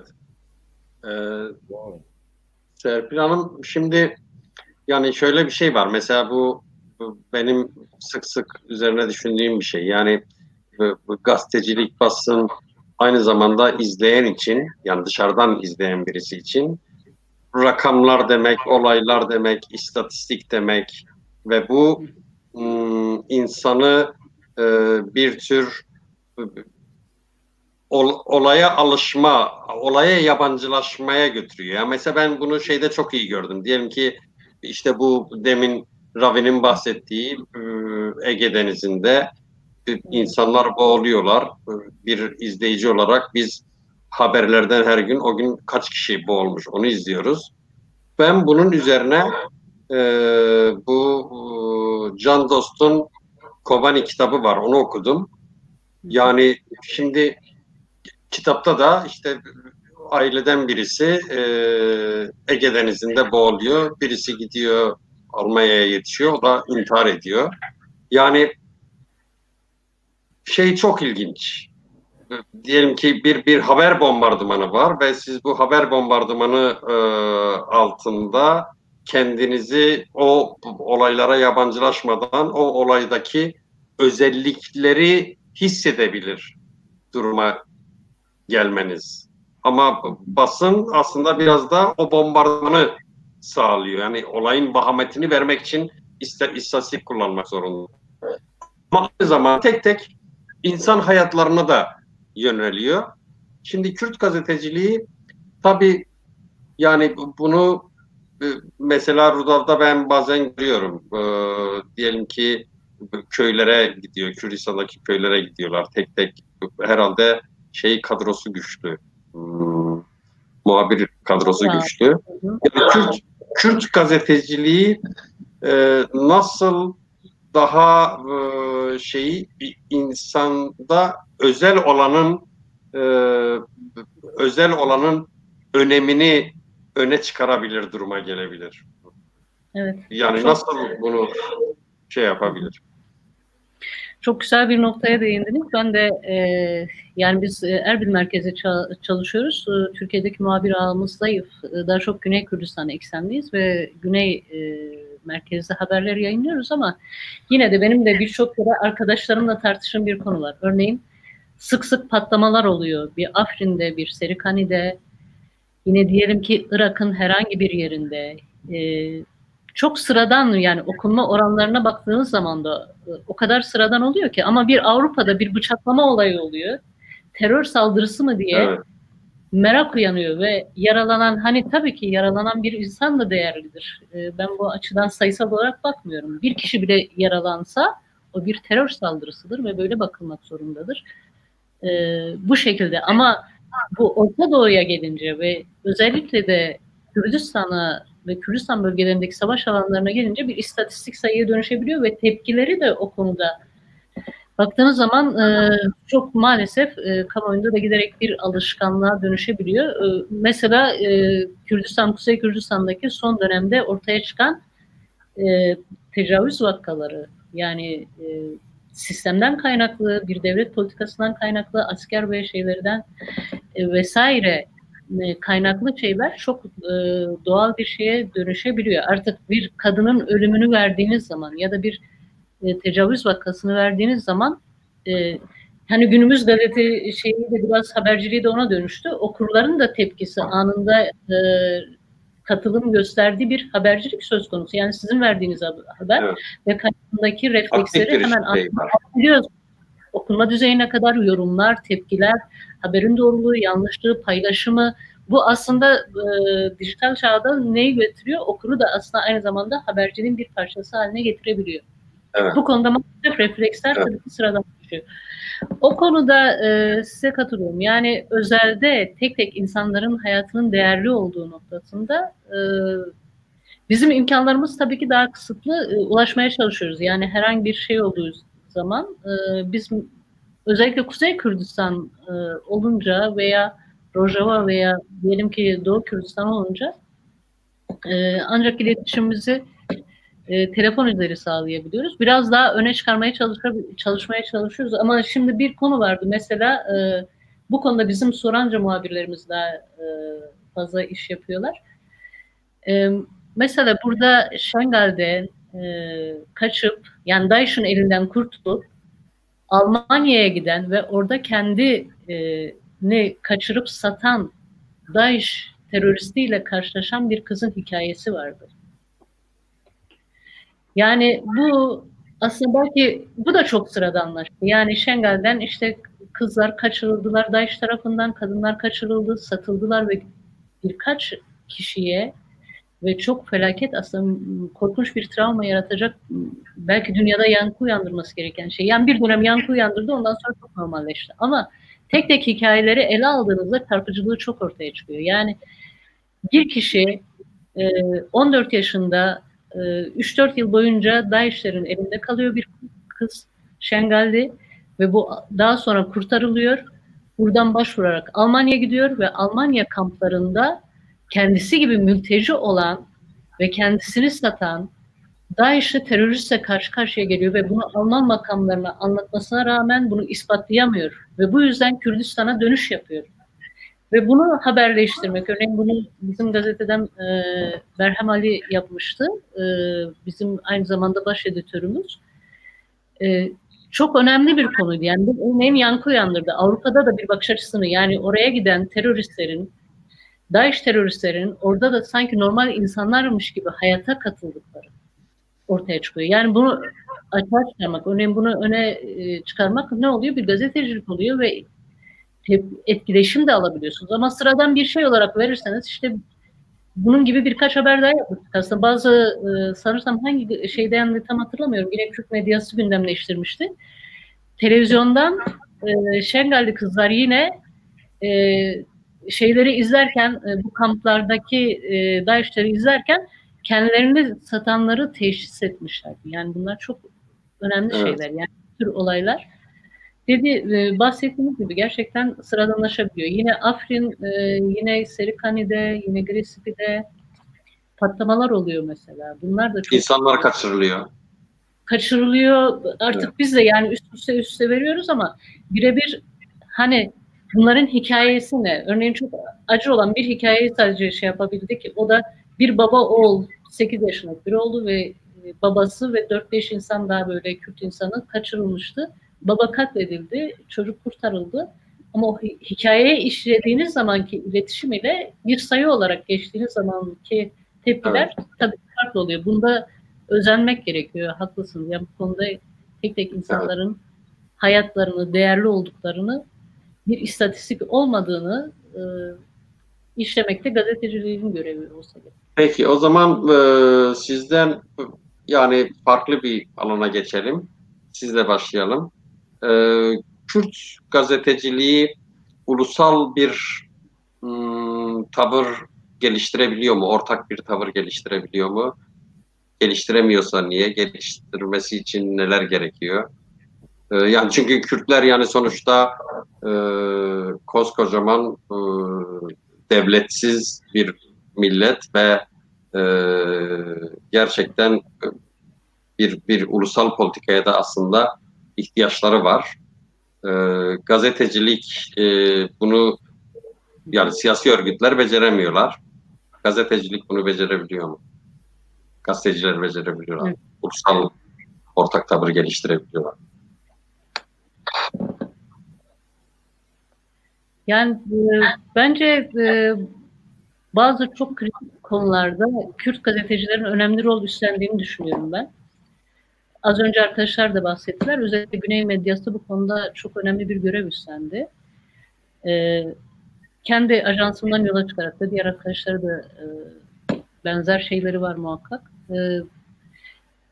Mesela bir Kerkük olayı, mesela bir bağımsızlık referandumu, mesela bir Afrin, bir Serikani gibi olaylarda her dilde yayın yaptığımız için yani dört parça Kürdistan'daki tüm Kürtlerin anlayabileceği dillerde haberler geliştirerek ve bu konuları öne çıkardığımız için ulusal bir refleks oluşmuş durumda. Yani bu konuda bence medya çok önemli ve kritik bir rol oynadı. Özellikle Güney Kürdistan bu konuda çok şey oldu. Örnek vereyim mesela hani bağımsızlık şeyi belki referandumu herkesin işlediği bir konu oldu ama Doğu Kürdistan'daki idamlar yani bu konuda bence Güney Kürdistan medyası çok büyük bir rol oynadı. Yani oraya karşı kampanya idam cezası almış ve idam bekleyen mahkumların kurtarılması, onlara ilişkin kampanyaların yürütülmesi, yine gündemde tutulması. Yine bir Afrin Serikani operasyonları geliştiği zaman Güney Kürdistan'da örneğin Türk mallarına karşı çok ciddi bir boyutta boykot gelişti. Evet. Yani bu bir refleks gelişti. Güney Kürdistan'da belki bu yönlü bir şey de oldu, ilk de oldu. Bu medyanın işlemesiyle alakalı bir durum. Yani sürekli siz gündemde tutuyorsunuz ve operasyonlarda etkilenen Kürt halkını, Kürt sivillerini Güney Rojava'daki şeyi yapıyorsunuz. Bu noktada çok böyle ulusal duyguların tavan yaptığı bir süreç yaşandı. Yine Rojava'daki birlik görüşmeleri yakinen takip ediliyor her parçadan. Bu da ulusal bir şey yaratıyor. Yani siz daha çok olumlu yönünü özellikle Rojava'daki birlik konusunda engellerinden çok olumlu yöndeki gelişmeleri verdiğiniz zaman ve bunu gündemde tuttuğunuz zaman herkesin bu birliği desteklediğini ve başarısı için çaba gösterdiğini ve şey yaptığını görüyorsunuz. Tabii farklı yönlerde de yani bu açıdan farklı açılardan bakan birçok medya kuruluşlarını ben takip ettim. Hemen hemen hepsi bu bahsettiğim temel konularda ortak bir tavır gösterdiğini düşünüyorum. Bu merkezlerimizden nereden de kaynaklı ama birebir muhabir arkadaşlardan yine çalışan gazeteci arkadaşların da duyarlılığı sayesinde sürekli gündemde tutulan bir mesele. Tabii daha fazla olmalı. Yani o konuda bir de göreceli olan bazı konular var. Yani sizin ulusal duyarlılık gösterdiğinizi başka bir Kürt medyası çok uç ihanet olarak da ele alabiliyor. Yani böyle bir problem söz konusu. Çok manipüle de ediliyor bazı konular. Tabii bunun gerçeğini koymak ve açığa çıkarmak da yine Kürt gazetecilerin etik yaklaşımları ve insafına, vicdanına kalmış bir durum olarak görüyorum. Evet. Bence bu konuda iyi bir sınav verdiğini düşünüyorum Kürt medyasının bu kritik konularda. bence olumlu bir şey yaratıyor. Evet, evet, bu dediğiniz oralarda yani ben de düşününce gerçekten ciddi bir e, uyumla davranış olduğu gibi. Kekravin, siz hem bu konuda ne düşünürsünüz hem de size şöyle bir soru sorayım. Yani bu dijital çağ gazeteciliği öldürüyor mu, güçlendiriyor mu? Öncelikle birinci konuyla ilgili Serpil Hanım'ın söyledikleri sanırım yeterli olsa gerek. Zira e, hiçbir siyasi hareketin başaramadığı birçok kritik konuyu Kürt medyası evet dil birliği yaparak en azından başardı bunu. Bunun son ve güzel örneğini Serekani'ye dönük yapılan operasyonda, Grespi operasyonlarında gördük. Özellikle Güney'in iki büyük televizyon kanalının ciddi bir kadro göndererek o operasyonu dünyanın gündemine taşımış olması gibi bir durum var. Şeyi biliyoruz, PKK'ya yakın medya çalışanları dahil yani Kuzey'in ana akım siyasal hareketinin medyasının başaramadığı bir durumdu bu. Çünkü son tahlilde onlar da bir cephe yayıncılığı yapıyor. Bir cephe için var. Dolayısıyla onların vereceği bilgi ile Rudav'ın, Kurdistan Pişuşar'ın vereceği bilgi birbirinden farklı. Dünya medyasına mal olması konusunda Güney'in iki televizyon kanalının çok büyük bir payı var. Yine diğer Güney medya organlarının çok büyük bir payı var. Ciddi bir hassasiyetle muhabirinden editörüne, haber müdüründen patronuna kadar herkesin böyle bir hassasiyetle bu işe yaklaştığını ve operasyon sonuçlarının da medyanın gücü sayesinde aslında değiştiğini ya da daha ağır bir sonucun çıkmadığını düşünüyorum ben. Peşmerge'nin Rojava'ya geçişi zamanı oluşan o kitlesel, o ulusal duygu herhalde ki bütün meselelerde karşılaşabileceğimiz bir durum değil. Ama en azından şöyle bir durum var. Biz Kuzeyli Kürtler olarak Güney Kürtlerini tanıma fırsatı bulduk. Güney Kürtleri, Kuzey Kürtlerini tanıma fırsatı buldu. Biz bağrımıza hançer gibi saplanan bu sınırlardan birbirimizi aslında tanımaz durumdayız. Birbirimizi tanımıyoruz. Birbirimizin kalp atışının aynı olduğunu, kan dolaşımımızın aynı olduğunu, aynı kalpten bize kanın pompalandığını bilmiyorduk. Medya sayesinde bunu öğreniyor. Tabanımız, kitlemiz, ulusumuz biraz bunu öğreniyor. Dolayısıyla ciddi bir misyon yüklenmiş durumda Kürt medyası bu konuda. Öbür taraftan dijital medya aslında gazeteciliği öldürmüyor. Tam tersine herkesi gazeteci yapıyor. Yani mesleği belki gazetecilik olanlar açısından bir handikap yaratıyor olabilir.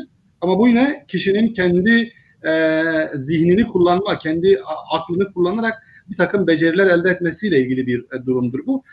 Aslında işimizi de kolaylaştıran bir mecra bu, dijital gazetecilik. Çünkü hem sizin yaptığınız haberin, herhangi bir haberin ya da sizin vermek istediğiniz bir bilginin doğrudan herkese ulaşması gibi bir olanak sağlıyor. Bir veri tabanı üzerinden herkesle online bir şekilde bağlantı halindesiniz.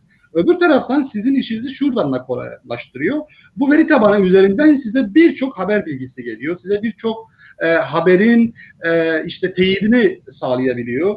Öbür taraftan herkesin gazeteci olma, herkesin aslında enformasyon çağına bir şekilde entegre olma, adapte olma konusunda bir avantaj getiriyor. Bizim sadece şöyle bir sıkıntımız var.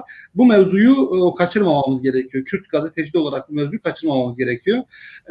Çünkü şöyle bir büyük avantaj getiriyor. Bugün Türkiye'deki devasa medya yapılanmasını düşünün ve karşısında muhalif olarak kalan mecralar aslında online yayın yapan mecralar. Bugün bir Medyaskop, bugün bir işte ne bileyim başka birçok aslında dijital gazetecilik platformu var Türkiye'de ve bunlar çoğu zaman muhalefetin topyekün yapamadığı, başaramadığı bazı noktalara temas edebiliyorlar ya da bir takım sonuçlar elde edebiliyorlar. Bizim bunu kaçırmamamız gerekiyor. Bu bize şöyle de bir avantaj getirir. Hani sürekli yakınıyoruz ya Kürt medyasının her parçada belli siyasal partilerin angajmanında olduğundan yakınıyoruz. İşte böyle mecralar bizi böyle bir angajmandan da kurtarır. Çünkü iktidar denen şey bizim için de handikap.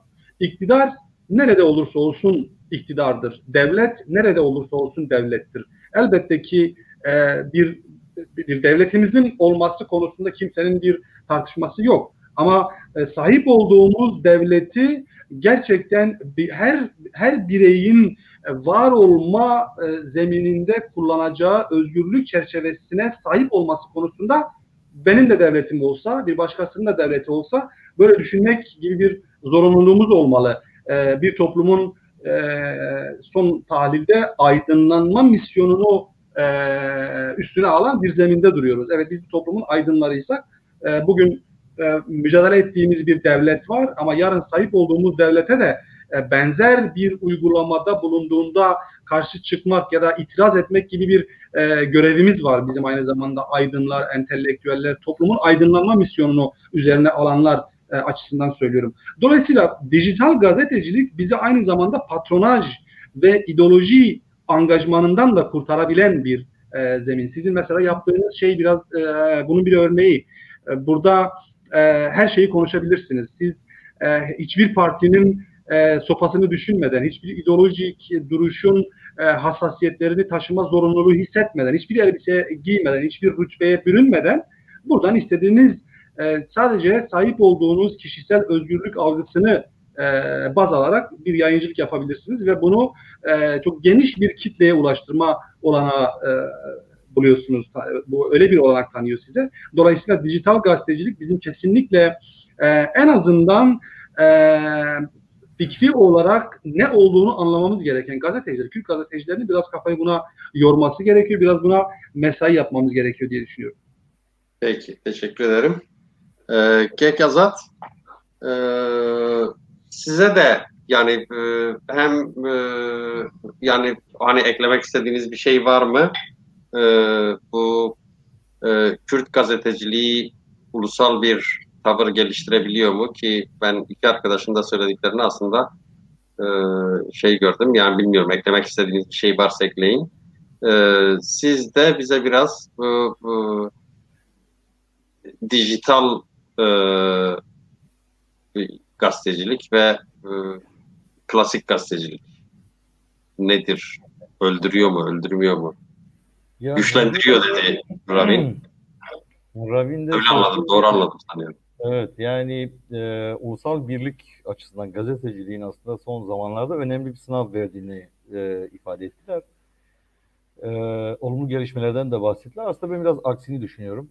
Yani ulusal birlik konusunda henüz Kürt ulusal medyası çok da bir araya gelebilmiş değil. Çok da aynı refleksi gösterebiliyor değil. Sadece lokal gelişmelerde evet o refleksi gösterebiliyor. İşte Serikani'de olduğu gibi. Ama Kerkük'te aynı tepki göstermedi mesela Kürt medyası. Yani Bakur'da ki medya, Türkiye'deki Kürt medyası ve Avrupa'dan da aynı zamanda yayın yapan başka yayın kuruluşları aynı hassasiyeti göstermediler mesela yani. Bırakın onu bir kenara. Kerkük konusunda güneyde bile medya aynı davranmadı yani. Süleymaniye ile Hevler arasında yani devasa bir farklılık vardı yani. Dolayısıyla ben hani o tespitin ya da o ilerlemelerin çok doğru olduğunu düşünmüyorum.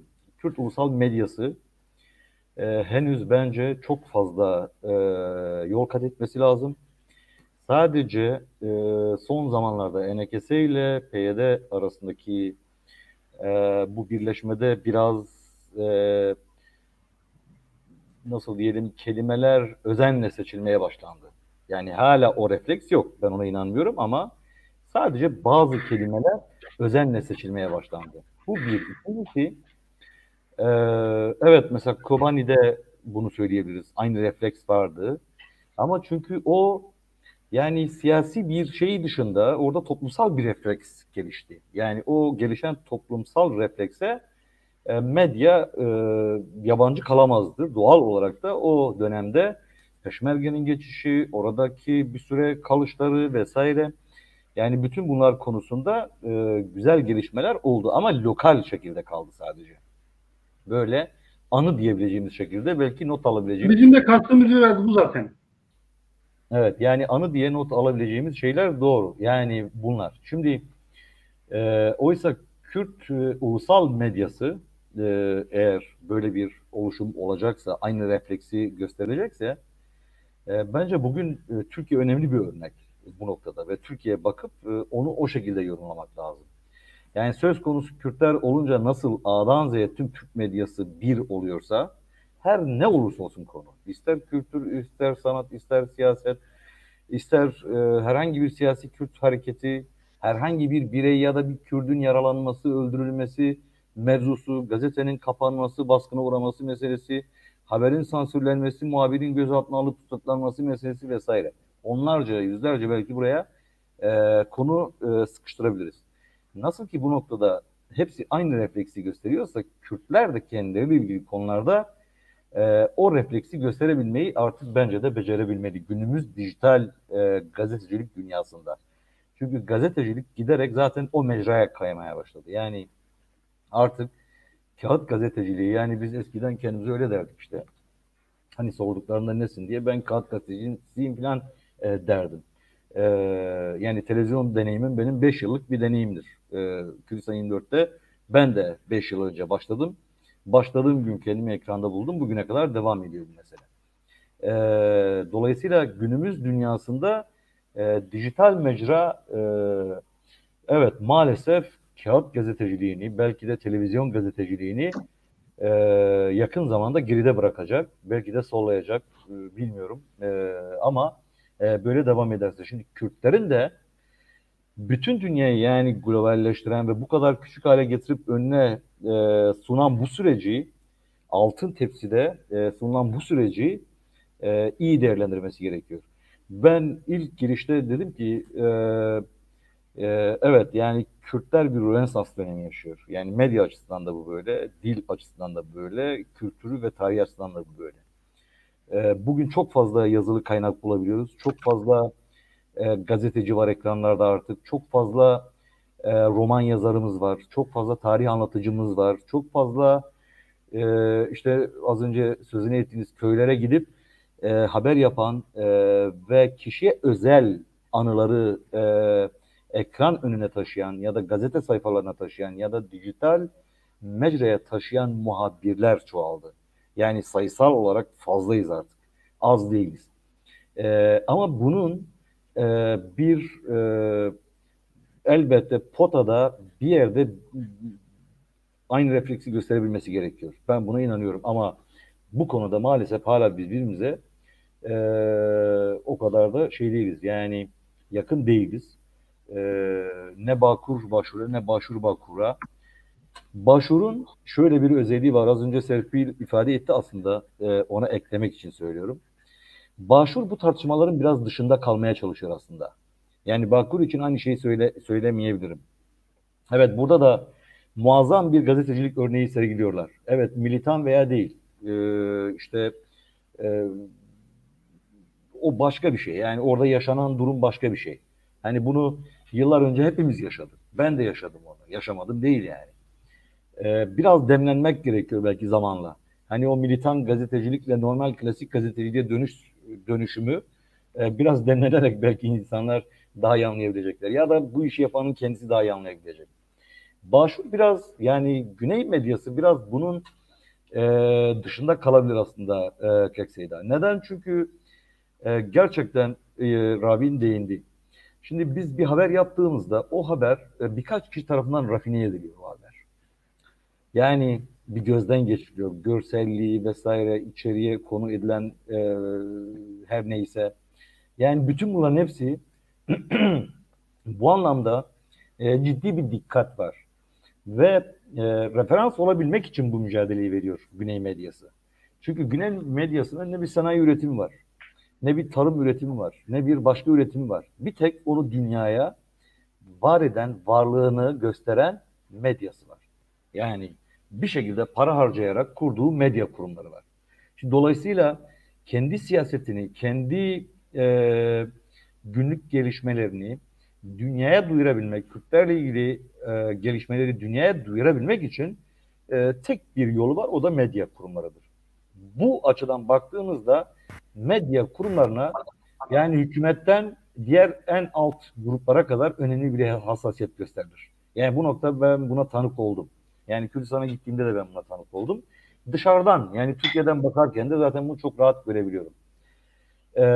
Ve şunu biliyorum. Mesela yöneticilerle falan konuştuğumuzda bazen bizim açımızdan kırmızı böyle ışıkla alarm veren haberler var. Yani bunu hepimiz biliriz yani.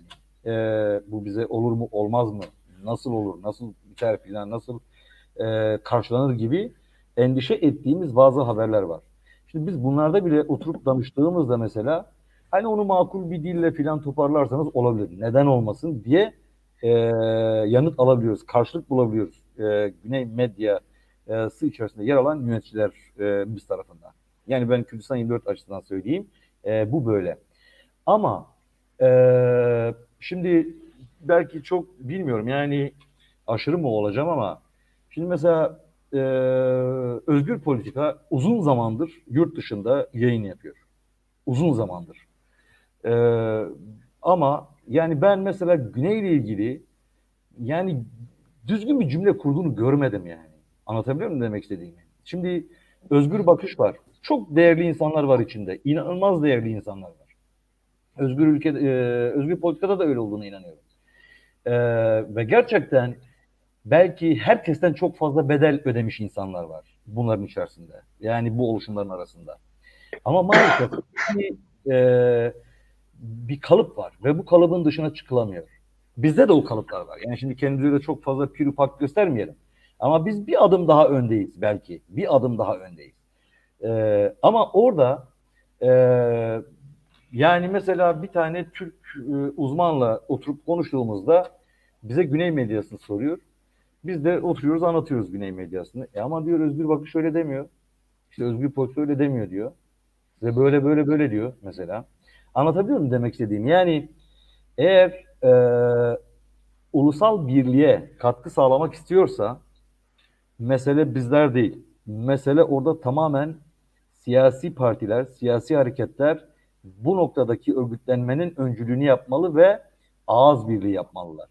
Onlar ağız birliği yapmadığı sürece yani Bağkur, Bağşur, işte Rojava, Rojlat konusunda aynı refleksi onlar ekrana taşımadıkları sürece yani barışçıl bir dili, birlikte mücadele edebilecekleri zemini oluşturabilecekleri o hissiyatı vermedikleri sürece ben bunun medyaya çok fazla yansıyabileceğine ihtimal vermiyorum. Neden? Çünkü dikkat ederseniz yani bununla ilgili onlarca örnek gösterebiliriz. Yani bugün Türkiye'de HDP neden mesela Kürtçe konusunda etkili olamıyor?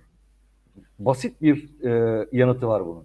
Şimdi eğer HDP Kürtçe dilini ön plana çıkarmış olsaydı, siyasetinin içerisinde fazlasıyla ön plana çıkarmış olsaydı, her şeyi Türkçe değil ama Kürtçe, en azından %50'sini Kürtçe yapıyor olsaydı, ben zannediyorum Kürtçe'ye dönük olarak hassasiyet çok daha üst noktada olacaktı. Bugün işte Diyarbakır'da, Batman'da, işte Adıyaman'da, Dersim'de ya da Elazığ'da başka bir yerlerde Kürtçenin giderek yok olmakla yüz yüze olduğunu konuşuyor olmayacaktır. Demeye çalıştığımı anlatabiliyor muyum bilmiyorum. Yani ulusal birliğe katkı sağlamanın temel yolu siyasi aktörlerin, siyasi şemsiyenin bu noktada daha fazla ön açıcı olması gerekiyor. A'dan Z'ye. Yani bu ister yöneticiler olsun, bu ister parlamenterler olsun, bu ister diğer entelektüel düzeyde olan ama taraf olan aydınlarımız olsun. Hiç fark etmiyor. Hepsinin en azından bu noktaya geldiğinde ağız birliği yapması gerekiyor. Dikkat edin mesela bir tane aydın çıkıp işte Halim Yusuf örneğini vereceğim mesela. Bir eleştiride bulunmuştu geçtiğimiz zamanlarda. Muazzam bir şekilde eleştiriye tabi tutuldu. Evet eleştiri haklı bir eleştiriydi.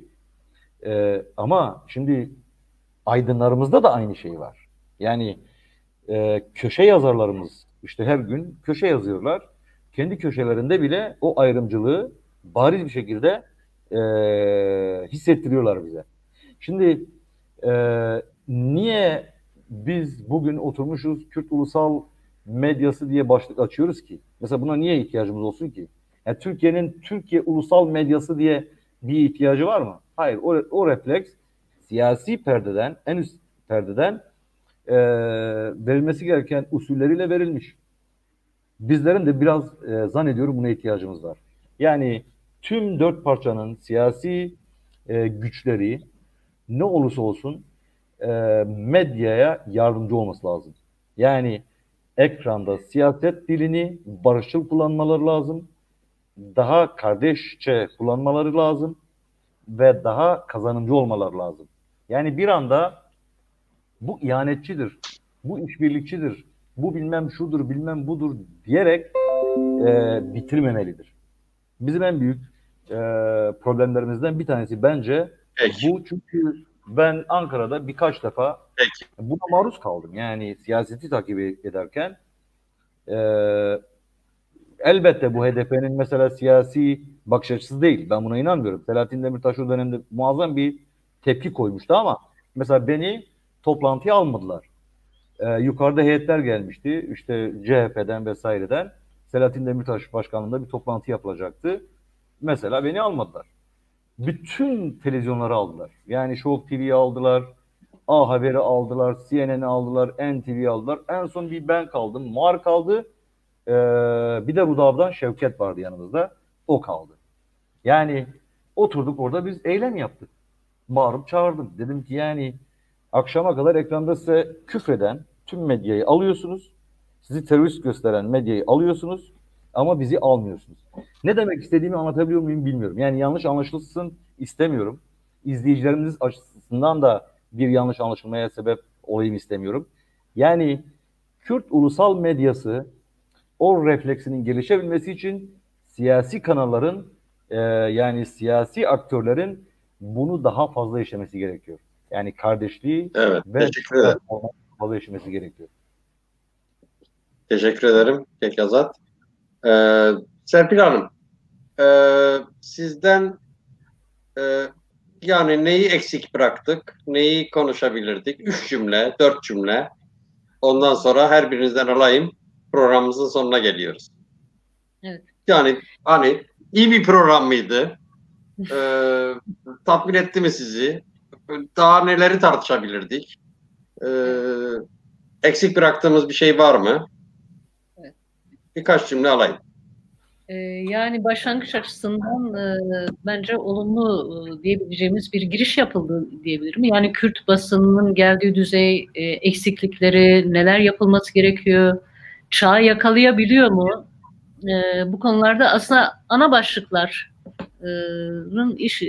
değinildiğine inanıyorum. Sonuçta süre kısıtlı ve bir ilk olması açısından bence önemli. Daha yani özellikle vurgu yapılması gereken konulara arkadaşlar da değindi. Ana başlıklarla şey yapmaya çalışıldı. Biraz da tabii ki yani medyanın ulusallaşma yani bizim tabii Azat değindi. Yani bizim neden bir ulusal medyamız yok veya neden Türkler ulusal bir medyadan bahsetmiyor noktasında aslında daha da tartışılması gereken bazı konular var elbette. Yani biraz değindi belki o konulara şimdi açma şeyimiz yok. Yani birbirimizi bir konu işlenirken parçaların göstermiş olduğu refleksler, partilerden kaynaklı gösterilmiş olan uç refleksler ben bunun partilerden beklemiyorum bir ulusal birliği açık söyleyeyim. Ben bunu medyadan, Kürt toplumundan bekliyorum. Çünkü zaten 40 yılı aşkın yani en şey olanı, en yenisi bile 40 yılı aşkın partiler ve bunu çok aşmış değil. Dipten gelecek olan bir baskıyla biz partilere ve siyasal şeye aştırabiliriz ve dijital medyacılık, habercilik zaten bu imkanı sunuyor.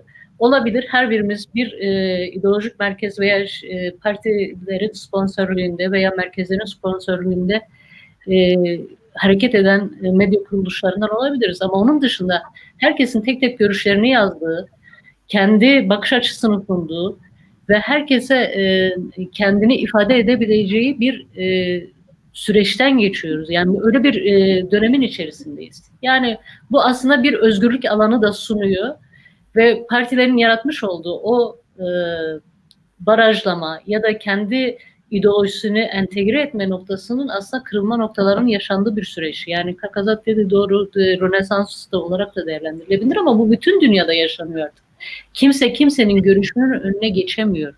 Sen bilginin önüne geçemiyorsun. Herkese ulaşıyor ve doğru şekilde de belki sorgulattırabiliyor, şey yapabiliyor. Bu noktada medyanın önemi bence değinildi. Yani özellikle de Kürt medyasının tabii ki bir Türk basınına göre veya bir dünya basınına göre hem çok emek ve sorumluluk üstlendiği, çok fazla çaba harcadığı, bedel ödediği bir şeyden geliyoruz. Ama aynı zamanda da tabii ki bizim dezavantajlarımız var. Bir lehçe farkı bile bunun için önemli bir nedendir yani. Sosyal farklılıklar bile, bütün bunların giderilmesi, iletişimin sağlanması, bu konuda partilerden ziyade ben medyanın daha büyük bir rol üstlenebileceğini inanıyorum. Teşekkür ediyorum yayınınız için. Teşekkür ederim Serpil Hanım. Ravin, size de yani aynı şey. 2-3 cümle lütfen. Yani keşke bütün bu meseleleri siyasetçiler gibi tartışma zorunluluğumuz olmasaydı. Biz mesela bugün burada işte 3 Kürt gazeteci mizahi bir şey konu ya da magazin konuşsaydık. Ya ne bileyim Gagazat İstanbul'da kim nerede kimle iyi konuşabilseydik, bu noktada olsaydık, ama biz aslında kendi mesleki sorunlarımızı tartışırken de ne yazık ki siyasetin sınırlarından dolaşmak zorunda kalıyoruz maalesef. Şu ulusal yani Kürt ulusal medyası konusunda ben aslında şöyle düşünüyorum. Aslında iyi ki böyle. Tabii ki bir ulusu çağa entegre etme, yetiştirme anlamında ne yazık ki bir sürü görevimiz var. Medyanın aslında işi olmayan bir sürü görevimiz var, ama ben yine olumlu tarafından bakmak istiyorum. İyi ki her parçanın, siyasetinin kendine ait medya organları var. İyi ki tek elden yönetilmiyoruz. İyi ki her fikrin kendi medyası var. Çünkü karşıtın senin aynandır aslında. Örneğin bağımsızlık referandumu zamanı Şahsuvar'ın çıkışını ben dikkat çekici buldum. Katılmıyor olabilirim, katılmıyorum. Elbette ki bağımsızlık karşıtı olmanın benim nazarımda başka bir tartışma zemininde, ama ben dikkat kesildim. Adam neden karşı acaba, ya da NRT neden bu yayını yapma ihtiyacı duyuyor? Dikkat kesilmemiz gereken şeyler olduğunu düşünüyorum. Gazeteciler olarak, aydınlar olarak, entelektüeller olarak. Ama ne yazık ki biz diğer milletlerin millet olmaktan kaynaklı sahip oldukları avantajlara sahip olmadığımız için başka ihtiyaçları gidermek zorundayız. En azından ekranlardan tam olarak yapamazsak bile kendi aramızda bir dil birliğidir aslında bizim ihtiyacımız. Dolayısıyla programın da elbette yani siyaseti merak edenlerin programı olarak geçirmek zorunda kaldık. Kaçınılmaz bir durum bu. Umarım biz de bir gün oturup ne bileyim Kürdistan'daki kedileri konuşalım ya da ne bileyim Kürdistan'daki fareleri konuşalım. İşte ne bileyim Kürdistan'daki mizah hayranlarını, rapçileri konuşalım. İşte magazini konuşalım keşke. Umarım öyle bir noktaya geliriz. Evet, teşekkür ederim. Gekazat, sen son konuşmanı uzun yaptın. Onun için biraz daha kısa tutabilirsin. Tamam. Yok, zaten uzatmayacağım. Ya aslında hepimizin dileği o. Yani Ravi'nin de söylediği gibi. Keşke daha soft şeyler konuşabilseydik. Yani hayata dair şeyler. Ama ben o konuda çok umutlu değilim. Uzunca bir süre biz onları konuşamayacağız maalesef. Ama yakın zamanda keşke mesela Özgür Bakış'tan, ne bileyim Jinha'dan ya da işte diğer medya kurumlarından da burada hep beraber oturup böyle bir şeyler konuşabilsek, neden olmasın? Madem eğer yük siyasilerde değil bizde olsun istiyorsak eğer, ki bence o iş ancak siyasilerle çözülür, ama biz yine bir şekilde işin bir tarafından tutalım, Serpil'in dediği gibi. Ama bunun olabilmesi için o zaman o farklı düşünen gazetecilerin de bir şekilde bir arada olması gerekiyor. En azından o yumuşak gibi bir şekilde kullanabilecek gazetecilerin bir arada olup konuşabilmesi gerekiyor. Yani siyaset olmasa da günlük bir takım işte gelişmelerden bahsederken Ravi'nin kedisini de araya katarak belki daha en azından kardeşçe bir dili oluşturabiliriz en azından. Bu arada kedi çok istedi yayına dahil olmayı, ama en son pes etti. Benim de var bir tane, ben kilitliyorum. Yok, çünkü bu gelip burada oturuyor. Şimdi tabii ben yani Mehmet Sanrı'yı biliyorsunuz, onunla konuştum.